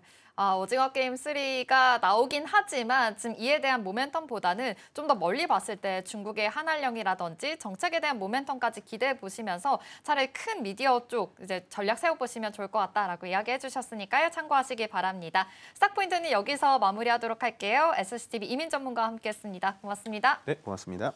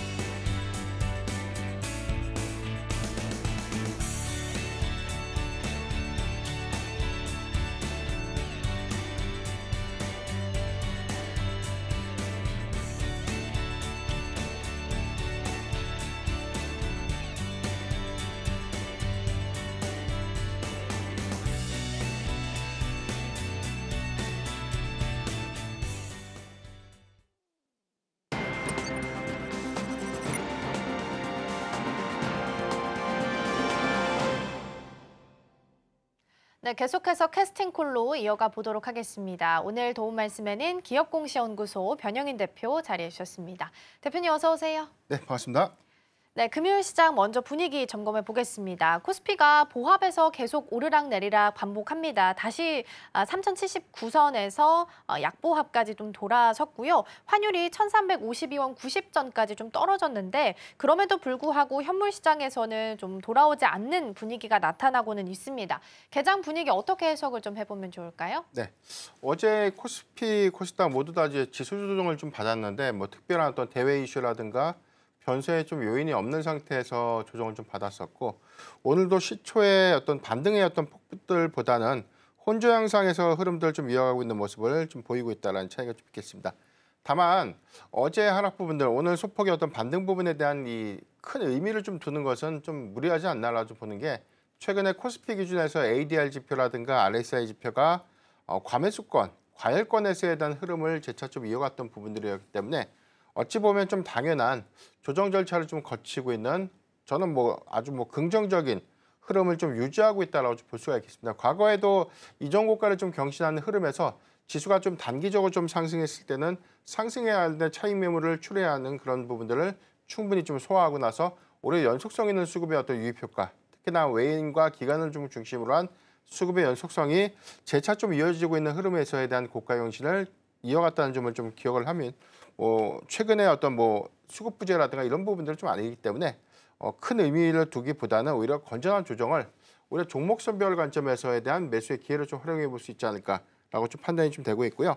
증시 예탁금이 한 2거래일간에서의 60조 원대 중반을 좀 넘어서는 흐름들 좀 보이고 있는데 전일 종가 기준에서 한 66조 6,700억 규모에 대한 증가폭이 좀 이어지고 있고 신용잔고가 지난주까지만 하더라도 한 20조 미만이었죠. 그런데 수요일 좀 기점으로 해서 20조 원을 좀 돌파했던 그런 흐름들은 제가 항상 강조드렸던 증시 예탁금에 대한 이 비중 그리고 신용잔고가 단기적으로 좀 증가되는 부분들이 지수 상승에 좀 도움이 좀 될 수 있다는 부분이고 신용잔고에 관련 리스크웨이들이 현재 우려할 수 있는 수준은 좀 아니다라고 봅니다. 과거에 고가 경신에서에 대한 신용불량 부담은 한 25조에서 27조 원대에 대한 이 단기 매물이 부담이 좀 될 수 있는 요인이었는데 지금은 사실 뭐 20조 원 초반대에서 형성되고 있다는 부분들이 이 부분이 정말 뭐 증시 전반적인 어떤 이 잔고에 좀 부담이 될 수 있는 요인은 현재는 좀 아니다라는 점도 좀 참고를 하면 좋겠습니다. 네, 그래도 건전한 조정을 거치면서 오늘 움직임 나오고 있다라는 말씀 주셨고요. 좀 돌아서는 분위기가 살짝은 나타나네요. 다시 한번 지수가 강보합까지는 올라와 있고요. 환율이 1,352원이지만 여전히 현물 시장은 좀 빠지고 있고 그나마 다행인 건 선물 시장에서는 좀 들어오는 분위기가 나타나고 있어서 이 부분도 같이 좀 체크를 해보시면 좋겠습니다. 자, 그럼 이어서 다음 뉴스 체크 하나 해볼 텐데요. 미국 상무부에서 자동차 부품에 대해서 관세 부과에 대한 이야기가 다시 한번 나왔습니다. 지금 하는 것보다 향후에는 전장 부품, 차체 부품까지도 확대될 가능성이 얘기가 되고 있습니다. 물론 이제 7월 1일에 업계 의견 받아서 60일 정도 관세 부과 여부를 결정 지을 것으로 보이긴 하는데요. 자동차주도 이미 관세에 발목이 묶여서 잘 못 가는데 지금 부품까지 이렇게 악재가 좀 겹치게 된다면 자동차 관련주들에 대한 시선은 어떻게 좀 둬야 될까요? 네. 일단 4월 달에 이 자동차에 대한 관세가 한 25% 정도, 이때는 뭐 자동차도 마찬가지고 해외에서 생산되는 부품까지 좀 포함이 됐었는데 이 부분은 뭐 전장량 부품까지 좀 더 확대해서 좀 적용하겠다 이런 뜻인 것 같은데 일단 중요한 점은 시행 여부와는 좀 관계가 없이 일단 영향도 관점에서에 대한 데이터를 보면 4월 달에는 밀어내기 수출 물량들이 일부 좀 반영되면서 자동차 판매량도 좋았고 자동차 부품주의 실적도 4월 매출은 좀 괜찮았을 겁니다. 다만 이제 우리가 5월 데이터에서 좀 확인해 보면 자동차가 전년 동기 대비해서 한 21% 정도가 좀 감소가 좀 됐었고요. 제가 6월 1일부터 20일치에 대한 잠정 데이터를 최근에 좀 체크했을 때까지만 하더라도 이게 뭐 전년 동기에 대비해서 전체 수출 비중 한 9.6% 정도가 증가된 것으로 알고 있는데 이런 부분들이 미국향 비중까지 얼마만큼에 대한 적용 효과가 좀 있을까 그런 부분을 좀 해석해 보면 5월과 6월에는 연속해서 미국 시장에 관련된 매출 감소 요인들은 어느 정도 반영이 좀 되지 않을까. 다만 이런 부분이 리스크 요인에도 좀 불구하고 이번 주에 뭐 현대차와 기아가 좀 반등을 좀 했던 맞아요. 그런 부분들이 좀 있었는데 이런 부분들은 사실 뭐 이 상호관세가 현재 뭐 관세 관련 협상을 좀 하고 있고요. 이 부분이 나중에 뭐 현재 한국의 입장에서는 미국에 대한 어떤 관세 전략을 100%좀 유예받는 그런 전략으로 좀 추진을 하고 있지만 먼저 협상을 좀 완료했던 영국의 사례를 보면 쿼터 제어를 수용했고 10% 정도에 대한 관세 부과, 그리고 일본도 전액 관세 부과에 관련된 부분들보다는 관세를 좀 낮추는 전략으로 좀 선회했던 그런 것들을 좀 감안했을 때 한국도 마찬가지로 100% 관세 유예가 좀 되면 더 좋겠지만 그렇죠. 이런 부분들이 좀 아니라고 하더라도 관세를 좀 상당히 좀 인하할 수 있는 그런 협상의 여지는 좀 충분히 있기 때문에 이 부분을 좀 주목을 좀 해봐야 될 것 같고요.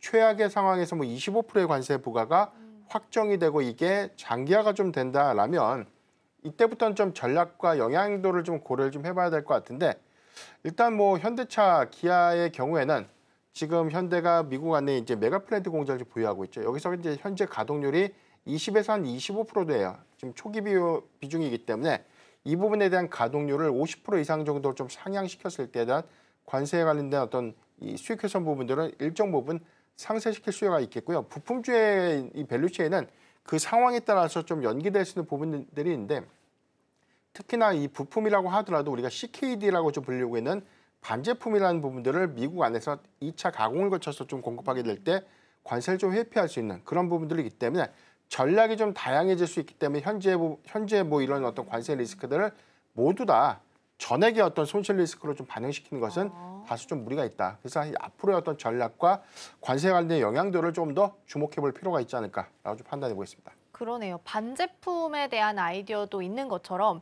전략을 좀 다양하게 체크를 해보고 실적이 어떻게 개선이 좀 되는지 부분을 좀 점검해 보셔야 되지 않을까 싶습니다. 테마 보기 전에 반도체 잠깐만 보고 넘어가 볼게요. 일단 삼성전자는 6만 원에 대한 선 지지 테스트가 계속 나오고 있습니다. 그래도 어제 종가에서 6만 원 좀 지켜줬고 오늘은 강보합 수준에서 흘러갑니다. SK하이닉스는 어제 29만 8,500원 터치까지 나왔고요. 어제 이제 넥스트 트레이드 프리마켓에서는 30만 원 터치도 나오기도 했습니다.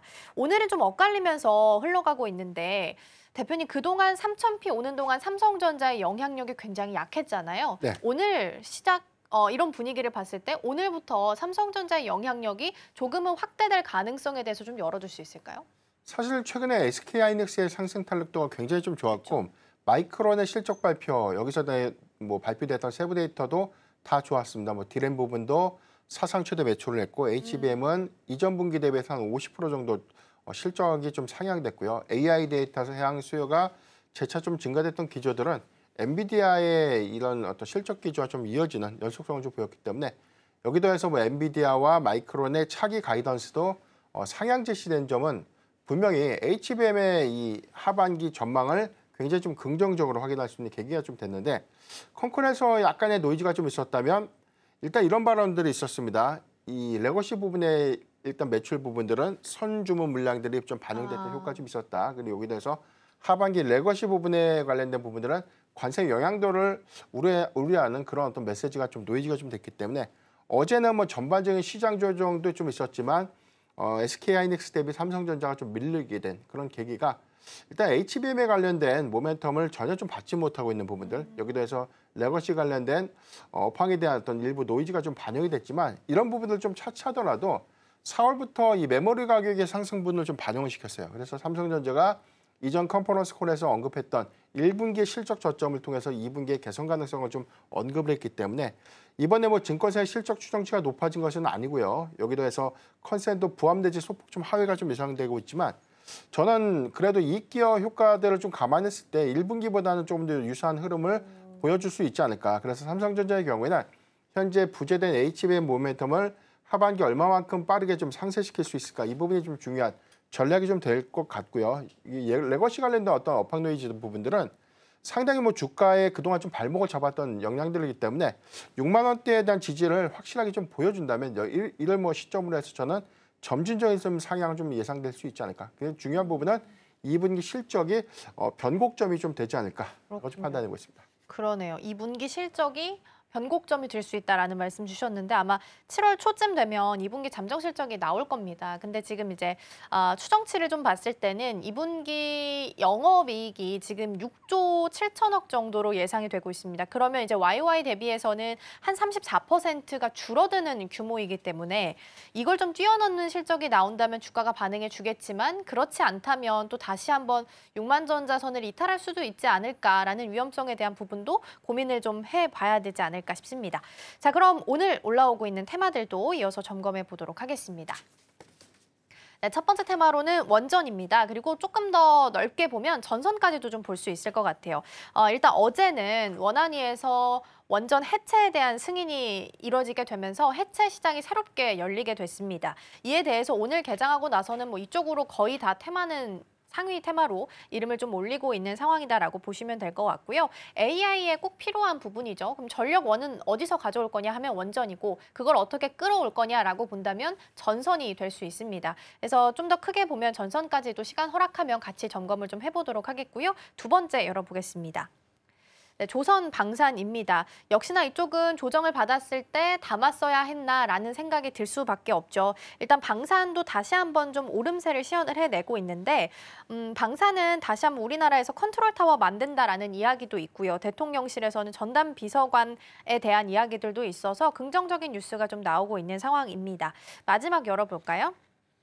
마지막은 로봇인데요. 사실 로봇보다는 조금 더 올라와 있는 테마가 오늘 엔젤, 출산 장려 정책 관련 테마입니다. 국정위에서 인구 문제 TF를 가동한다라는 소식이 있어서 오늘 개장하고 엔젤 관련주가 좀 올라오고 있긴 한데 워낙 이쪽은 시총이 작은 종목들이고 변동성이 커서 로봇으로 좀 담아봤습니다. 로봇 또한 오늘 시세가 나쁘지 않고요. KNRCS가 11.9%, 두산 로보도 8%, 로보스타도 3%대 전반적인 흐름 나쁘지 않게 흘러가고 있고요. 엔비디아가 이제 연례 주주총회가 있었는데 이 자리에서 AI 다음 차세대 먹거리로 로보틱스를 언급을 하면서 로봇에 대한 시선들도 긍정적으로 흘러가고 있습니다. 자, 일단 세 가지 테마 열어봤고요. 오늘 가장 핫한 테마가 원전이라서 이쪽부터 확인해 보겠습니다.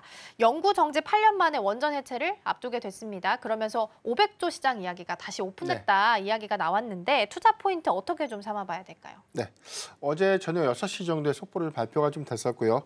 이 고리 원자력 발전소 1호기에 대한 해체 승인이 최종 좀 승인을 좀 받게 되었는데 일단 기대감에 의해서 최근에 좀 상승폭 중소형주 중심의 어떤 흐름들 좀 이어갔었고 이전에는 뭐 이 체코 수주 성과 여기도 해서 뭐 글로벌 이 원전 정책의 전환 가능성 내지는 확장 기대감들이 재차 좀 반영이 되면서 신고가를 좀 경신을 했었는데 어제 흐름들을 보면 일부 원전주가 좀 약세 전환을 좀 했던 부분들 중소형주에 관련된 부분들 해체 승인에 관련된 기대감들을 일부 좀 반영을 시켰기 때문에 뭐 한간에는 오히려 승인 결정이 세로인이 좀 되지 않을까. 맞아요. 그동안 너무 많이 올랐기 때문에 이런 우려감들이 좀 있었는데 오늘 시초의 흐름들은 어제 프리마켓 시장에서에 대한 일부 수급을 좀 반영시켰고요. 오늘도 시초에 좀 강한 상승세를 좀 보이고 있는데 다만 좀 차이가 있다면 대형주보다는 중소형주 중심에 대한 움직임들이 오늘 수급에서는 조금 더 눈에 띄는 흐름을 좀 보여주지 않을까.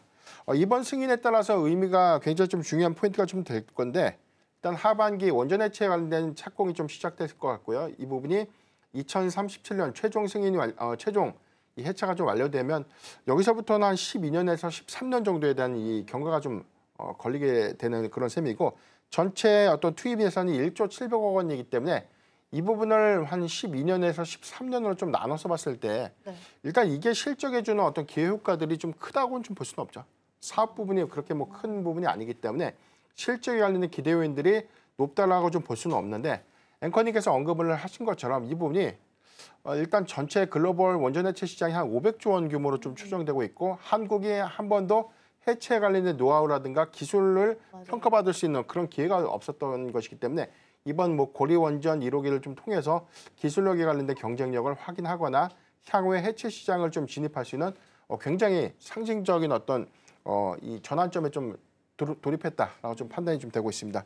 기술 난이도가 굉장히 좀 높기 때문에 뭐 미국이라든가 프랑스, 독일, 스페인 이외에는 원전 해체에 관련된 기술을 현재까지 좀 입증한 그런 사례가 좀 없었어요. 일본도 원전 강국이지만 현재 해체 시장에 관련된 어떤 부각을 좀 나타낸 그런 흐름들이 좀 없었기 때문에 아마 이번에 어떤 이 해체 승인을 좀 기여를 보면 향후에 이 글로벌 원전 해체 시장에 관한 수주 성과가 이어질 수 있는 그런 긍정적인 측면을 조금 더 고려해봐야 되지 않을까라고 좀 판단하고 있습니다.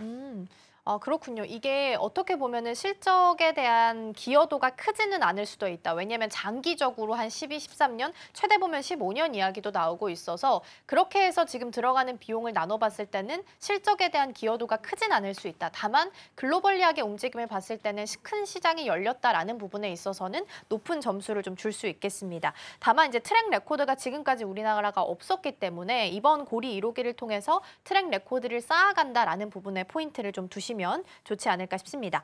자, 그러면 종목별로 수혜를 받는 종목들이 좀 다르게 될 텐데 지금 구간에서는 결정이 났으니까 지금부터는 옥석 가리기가 좀 중요해 보입니다. 어떤 종목들을 좀 봐야 되는 거죠? 네, 우리가 좀 단순하게 투자 접근을 좀 해봐야 될 것 같은데 원전을 짓는 것이 아니라 해체를 하게 되면 가장 큰 문제가 좀 되는 것이 방사성 폐기 물질을 어떻게 처리를 좀 하고 이 부분을 안전하게 해체를 좀 할 것인가, 이 기술이 좀 중요할 것 같은데요.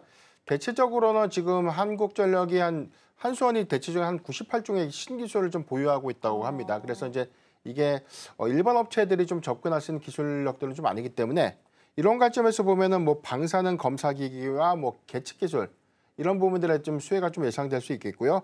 방사성 물질을 좀 제어하는 기술이라든가 해체 설비 그리고 EPC 관련 부분에 사업 강점을 갖고 있는 그런 기업들이 일부 좀 수혜가 좀 될 수 있겠는데 방사능 검사기기와 계측 기술 부분에서는 우리가 항상 시장에서 좀 많이 들었던 얘기죠. 우제닌과 우진엔텍이 좀 한수원 현재는 뭐 독점적인 공급을 좀 하고 있기 때문에 이 부분에 가장 큰 수혜가 좀 될 수 있다는 부분들. 그래서 아마 고리 1호기에 관련된 원전 해체 승인 관련된 부분도 계측 장비에 관련된 공급은 우진엔텍의 최대 좀 수혜가 좀 될 수 있지 않을까라고 좀 판단이 좀 되고 있고요. 방사성 물질 그리고 제염 기술이라는 것은 국내에 뭐 많은 업체들은 좀 없습니다. 이 부분 관점에서는 제염 설비 부분에서 한전 KPS가 좀 강점을 좀 갖고 있고요. 여기에 대해서 BHI라든가 오르비텍 같은 종목들이 향후에 어떤 기술력이라든가 시공 관련된 부분들에 대한 일부 좀 수혜가 좀 예상될 수 있고 가장 큰 수혜가 좀 될 수 있는 부분은 EPC 부분에 대한 강점을 갖고 있는 뭐 현대건설이라든가 GS건설이 일부 해외에서에 대한 원전 시공의 어떤 참여 이력들을 좀 바탕으로 해서 이번에도 일부 좀 수혜가 좀 될 수 있는 점들 좀 고려를 해봐야 될 것 같은데 뭐 두산 에너빌리티도 일부 주기 부분에 대한 해체 부분에 대한 강점도 갖고 있지만 대체적으로 원전의 어떤 이 시공 부분과 해체 부분에 관련된 어떤 시장 파이는 다소 좀 달라질 수 있는 부분들이기 때문에 투자 포인트라면 저는 중소형주 안에서에 대한 아까 언급했던 뭐 우진엔텍, 오르비텍, BHI 같은 종목들이 오히려 연속성 있는 흐름들을 좀 더 이어갈 수 있지 않을까라고 좀 판단해 보겠습니다. 그러게요. 오르비텍은 오늘 또 두 자릿수 상승세를 기록을 하고 우진도 한 6%대 상승률 현재 체크가 되고 있습니다. 그러면 이제 한국전력 잠깐 보고 갈 텐데 증권가 리포트 중에서 이제 원전 산업에 있어서 가장 확실한 수혜주가 한국전력이다라는 이야기가 있었습니다. 왜냐하면 팀코리아의 한수원이 중심이 되어 있는데 한국전력의 한수원의 지분 100%를 보유하고 있는 상태이기 때문에 사실상 수혜는 여기가 받아갈 거다라는 부분에서 포인트가 좀 잡히긴 했습니다. 그때 나왔던 TP가 42,000원이고요. 오늘 39,200원 조금 떨어지면서 움직이긴 합니다.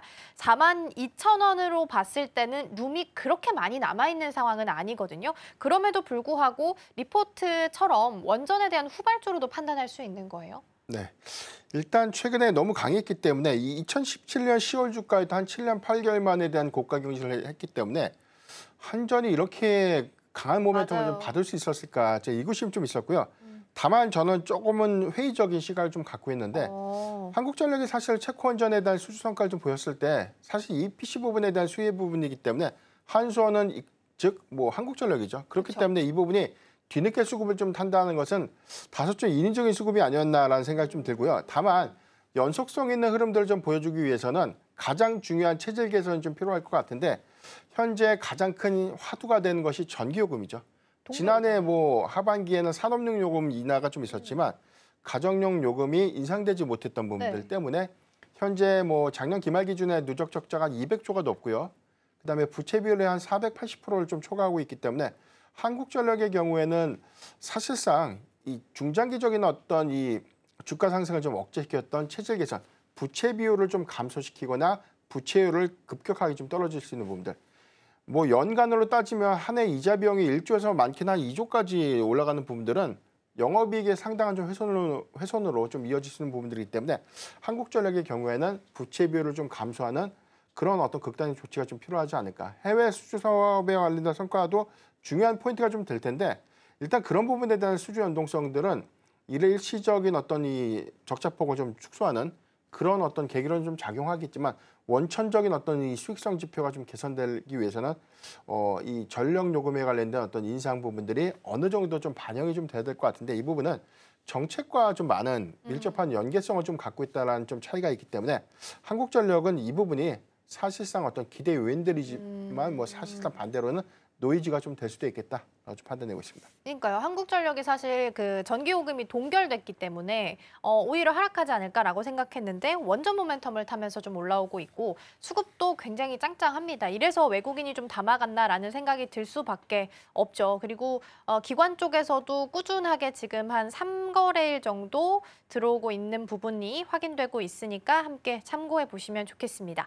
자, 그럼 이번에는 짧게 로봇까지 좀 보도록 하겠습니다. 대장하면 레인보우 로보틱스 빼놓을 수 없을 텐데 대표님 이 종목이 박스 상단을 돌파하려다가 실패하고 돌파할까 싶으면 또 실패하고 계속 반복이 좀 되고 있어요. 근데 이렇게 계속 노크 두드리고 있으니까 지금이 오히려 기회가 좀 될 수 있을까라는 생각도 들어서요. 어떻게 보세요? 저는 사실 이 그동안 좀 많이 올랐던 대형 로봇주들을 현재 좀 보기보다는 그러니까 중소형 단에서에 대한 상대적으로 좀 가치 반영을 좀 덜했던 네. 특히나 LG와 밸류체인을 좀 갖고 있는 로봇주를 조금은 더 관심 있게 좀 봐야 되지 않을까. 물론 우리가 뭐 네이버의 경우에도 정책 기대감들이 좀 반영됐던 부분들 최근에 뭐 LG의 연구원장을 과기부 장관 후보로 좀 임명하겠다라는 어떤 부분들이 네. 로봇주의 어떤 수급을 좀 이끌었다라는 기대 요인들이 좀 됐는데 대체적으로 하반기에 로봇 섹터의 경우는 내러티브가 좀 상당할 수 있는 긍정적인 좀 재료권들이 많죠. 하반기에 뭐 이 휴머노이드 로봇에 관련된 뭐 테슬라의 경우는 옵티머스를 일부 공정에 좀 배치할 수 있고 내년도부터는 일부 상용화 관련된 전략들이 구체화 좀 될 수 있는 부분들이기 때문에 상반기보다는 하반기에는 휴머노이드 로봇 또는 뭐 서비스 로봇의 상용화 관점에서에 대한 어떤 이 실적 기여도 이런 것들을 좀 주시를 해봐야 될 것 같은데 LG 계열의 이 로봇주들이 상대적으로 못 갔던 부분들 다만 우리가 실제로 실적이 어떤 기여 효과들이나 현재 상용 관점에서 LG에서 만들고 있는 서비스 로봇 우리가 뭐 FMB 시장의 서빙 로봇 같은 것들이 LG에서 상당히 좀 많은 부분들 출시했습니다. 근데 이 부분이 가치에는 그동안 좀 덜 반영된 부분들이기 때문에 점진적인 흐름을 좀 보여준다면 로보티즈라든가 로보스타 같은 종목들이 오히려 저점 이후에 대한 반등을 좀 이끌어냈기 때문에 향후에 이 사업 전략에 관련된 구체화 부분들이 오히려 좀 제시가 좀 돼준다면 단기간 상승할 수 있는 여력들은 좀 충분하지 않을까라고 보시겠고요. 두산 로보틱스라든가 이 레인보우 로보틱스의 경우에 이 추가적인 어떤 상승 연속성들을 좀 보여주기 위해서는 로봇 사업에 관련된 전략만 제시하는 것이 아니라 이게 실질적으로 좀 상용화될 수 있는 전략이라든가 구체화된 어떤 상용화 일정들 이런 부분들이 제시되는 어떤 구간이라면 가치 반영은 좀 이끌겠지만 현재 이런 기대감들이 주가에 많이 좀 선반영됐다는 점도 참고로 하면 좋을 것 같습니다. 그러게요. 이게 무거운 종목이어서 뒤에 이제 든든한 뒷배가 있어서 로드맵은 잘 나오고 있는데 실제적으로 그 로드맵을 따라가고 있는지에 대한 결과치가 잘 안 나오고 있다 보니까 주가 반응이 좀 덜한 부분도 있는 것 같습니다. 그래서 오히려 무거운 종목들보다는 중소형 단에서 좀 찾아보자라는 말씀을 주셨으니까 종목들 함께 체크해 보시면 좋겠고요. 특히나 이제 7월 말 8월 초 되면 실적 발표 시즌입니다. 로봇을 항상 발목 잡는 게 숫자 쪽이기 때문에 실적 잘 나오는 종목들 위주로 해서 골라보는 시기도 좀 필요하지 않을까 싶습니다. 투자하실 때 참고해 보시면 좋겠고요. 오늘 대표님과는 여기서 인사 나누겠습니다. 오늘 말씀 고맙습니다.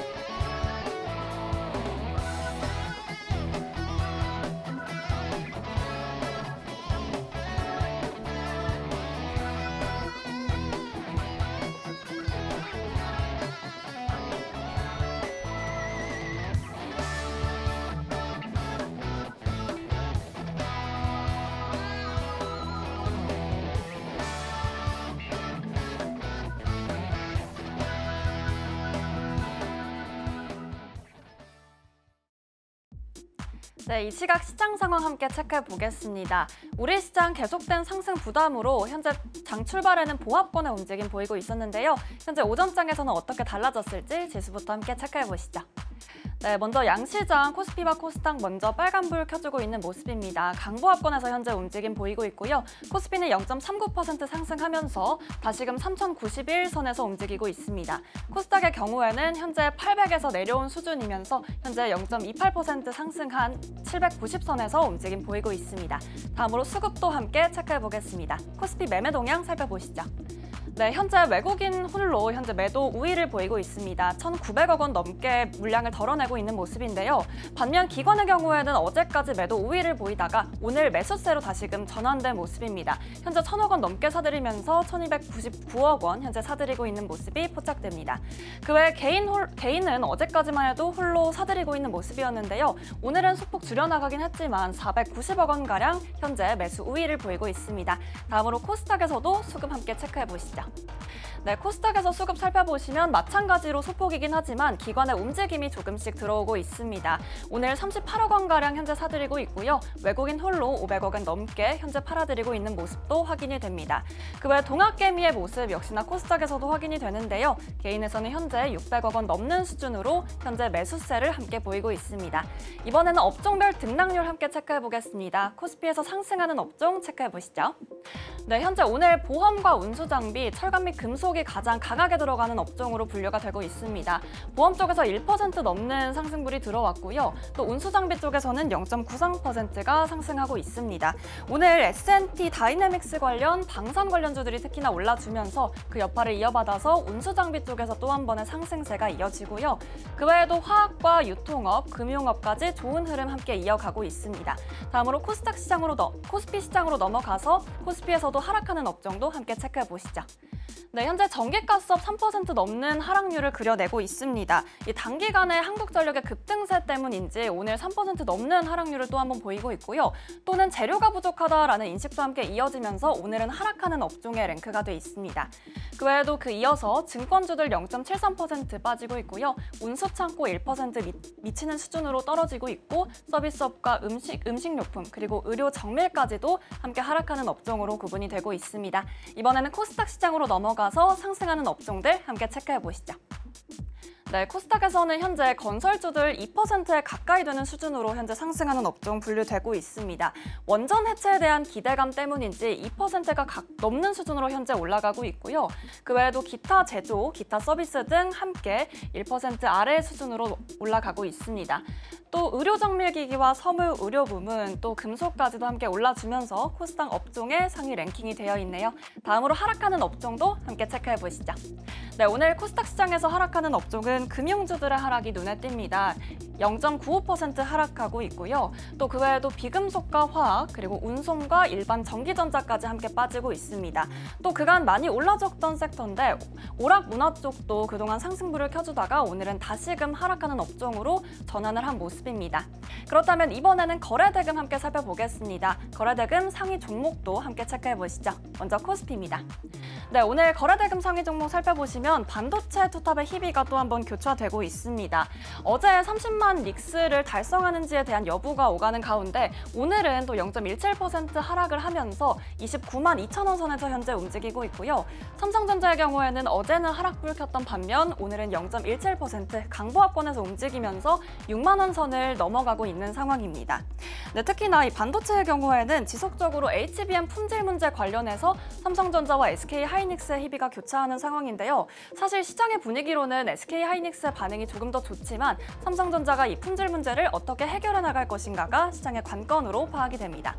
또 그 외에 카카오페이의 경우에는 어제 특별한 이슈가 있었습니다. 어제 서클의 급락 이슈가 있었는데 카카오페이의 경우에는 거래 정지의 여파를 이어받지 못하고 또 그 여파가 오늘 반영이 되면서 12%가 넘는 수준으로 현재 빠지고 있습니다. 따라서 8만 1천 원 선에서 현재 움직임이 파악되고요. 그 외에도 네이버의 경우에는 30만 원을 바라보던 찰나 주가 지나가고 있고 현재 1%가 넘게 빠지면서 25만 선까지 내려간 상황입니다. 이런 상황에서 이 정부가 인공지능에 대한 정책 기대주를 언제까지 가져갈 것인가에 관한 인식이 커지면서 네이버에 대한 주가에 대한 기대감도 함께 내려가고 있는 모습입니다. 다음으로 이번에는 코스닥 상위 업종으로 넘어가서 함께 살펴보시죠. 네, 현재 코스닥 거래대금 상위 종목들 살펴보겠습니다. 오늘 AB온의 경우에는 개별 호재 이슈가 있었죠. 네, 오늘 자체 개발한 항체 치료제가 수출이 됐다라는 소식이 함께 이어지면서 상한가 근접한 수준으로 현재 12,000원 선을 함께 지나고 있습니다. 그 외 오늘 원전 해체주 관련 소식이 특별하게 작용을 하면서 코스닥 상위 업종에도 함께 반영이 된 모습인데요. 오르비텍과 비츠로테크 그리고 위드텍 등 모두 원전 해체주 관련입니다. 이에 따라서 오늘 원자력 발전소 고리 1호 소식, 해체 소식에 함께 올라가는 분위기 파악이 되고요. 특히 비츠로테크의 경우에는 21% 넘게 급등을 하면서 현재 10,000원 선을 넘게 지나고 있습니다. 이번에는 시가총액으로 넘어가서 코스피부터 함께 살펴보시죠. 네, 오늘 말씀드린 대로 현재 삼성전자와 SK하이닉스 반도체 투탑의 희비가 가장 크게 확인이 되고 있습니다. 현재 보합권으로 움직이고 있지만요. 삼성전자는 오르는 반면 SK하이닉스는 약보합권에서 움직이고 있습니다. 그 외에도 오늘 KB금융 오늘 1% 조금 안 되는 수준으로 함께 상승부를 켜내고 있고요. 또 두산 에너빌리티 같은 경우에는 현재 0.31% 빠지면서 하락하고 있습니다. 그 외에 네이버 그동안은 시가총액 계속해서 시총 상위를 올려줬던 종목인데 오늘은 1.5% 넘게 가량 빠지면서 현재 25만 7천 원 선을 현재 지나고 있고요. 또 기아의 경우에는 계속해서 시총 상위가 밀리다가 현재는 아래까지 내려온 모습도 함께 확인이 되고 있습니다.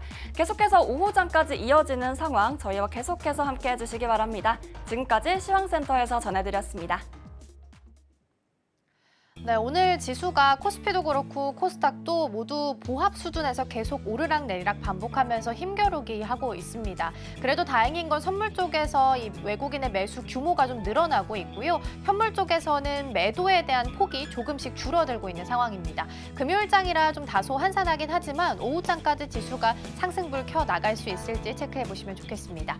저희가 방송 중에 제공해드린 정보는 투자 판단을 위한 조언일 뿐 해당 종목의 가치와 수익률은 보장하지 않습니다. 저희는 다음 주 월요일에 돌아오겠습니다. 시청해주신 여러분 고맙습니다.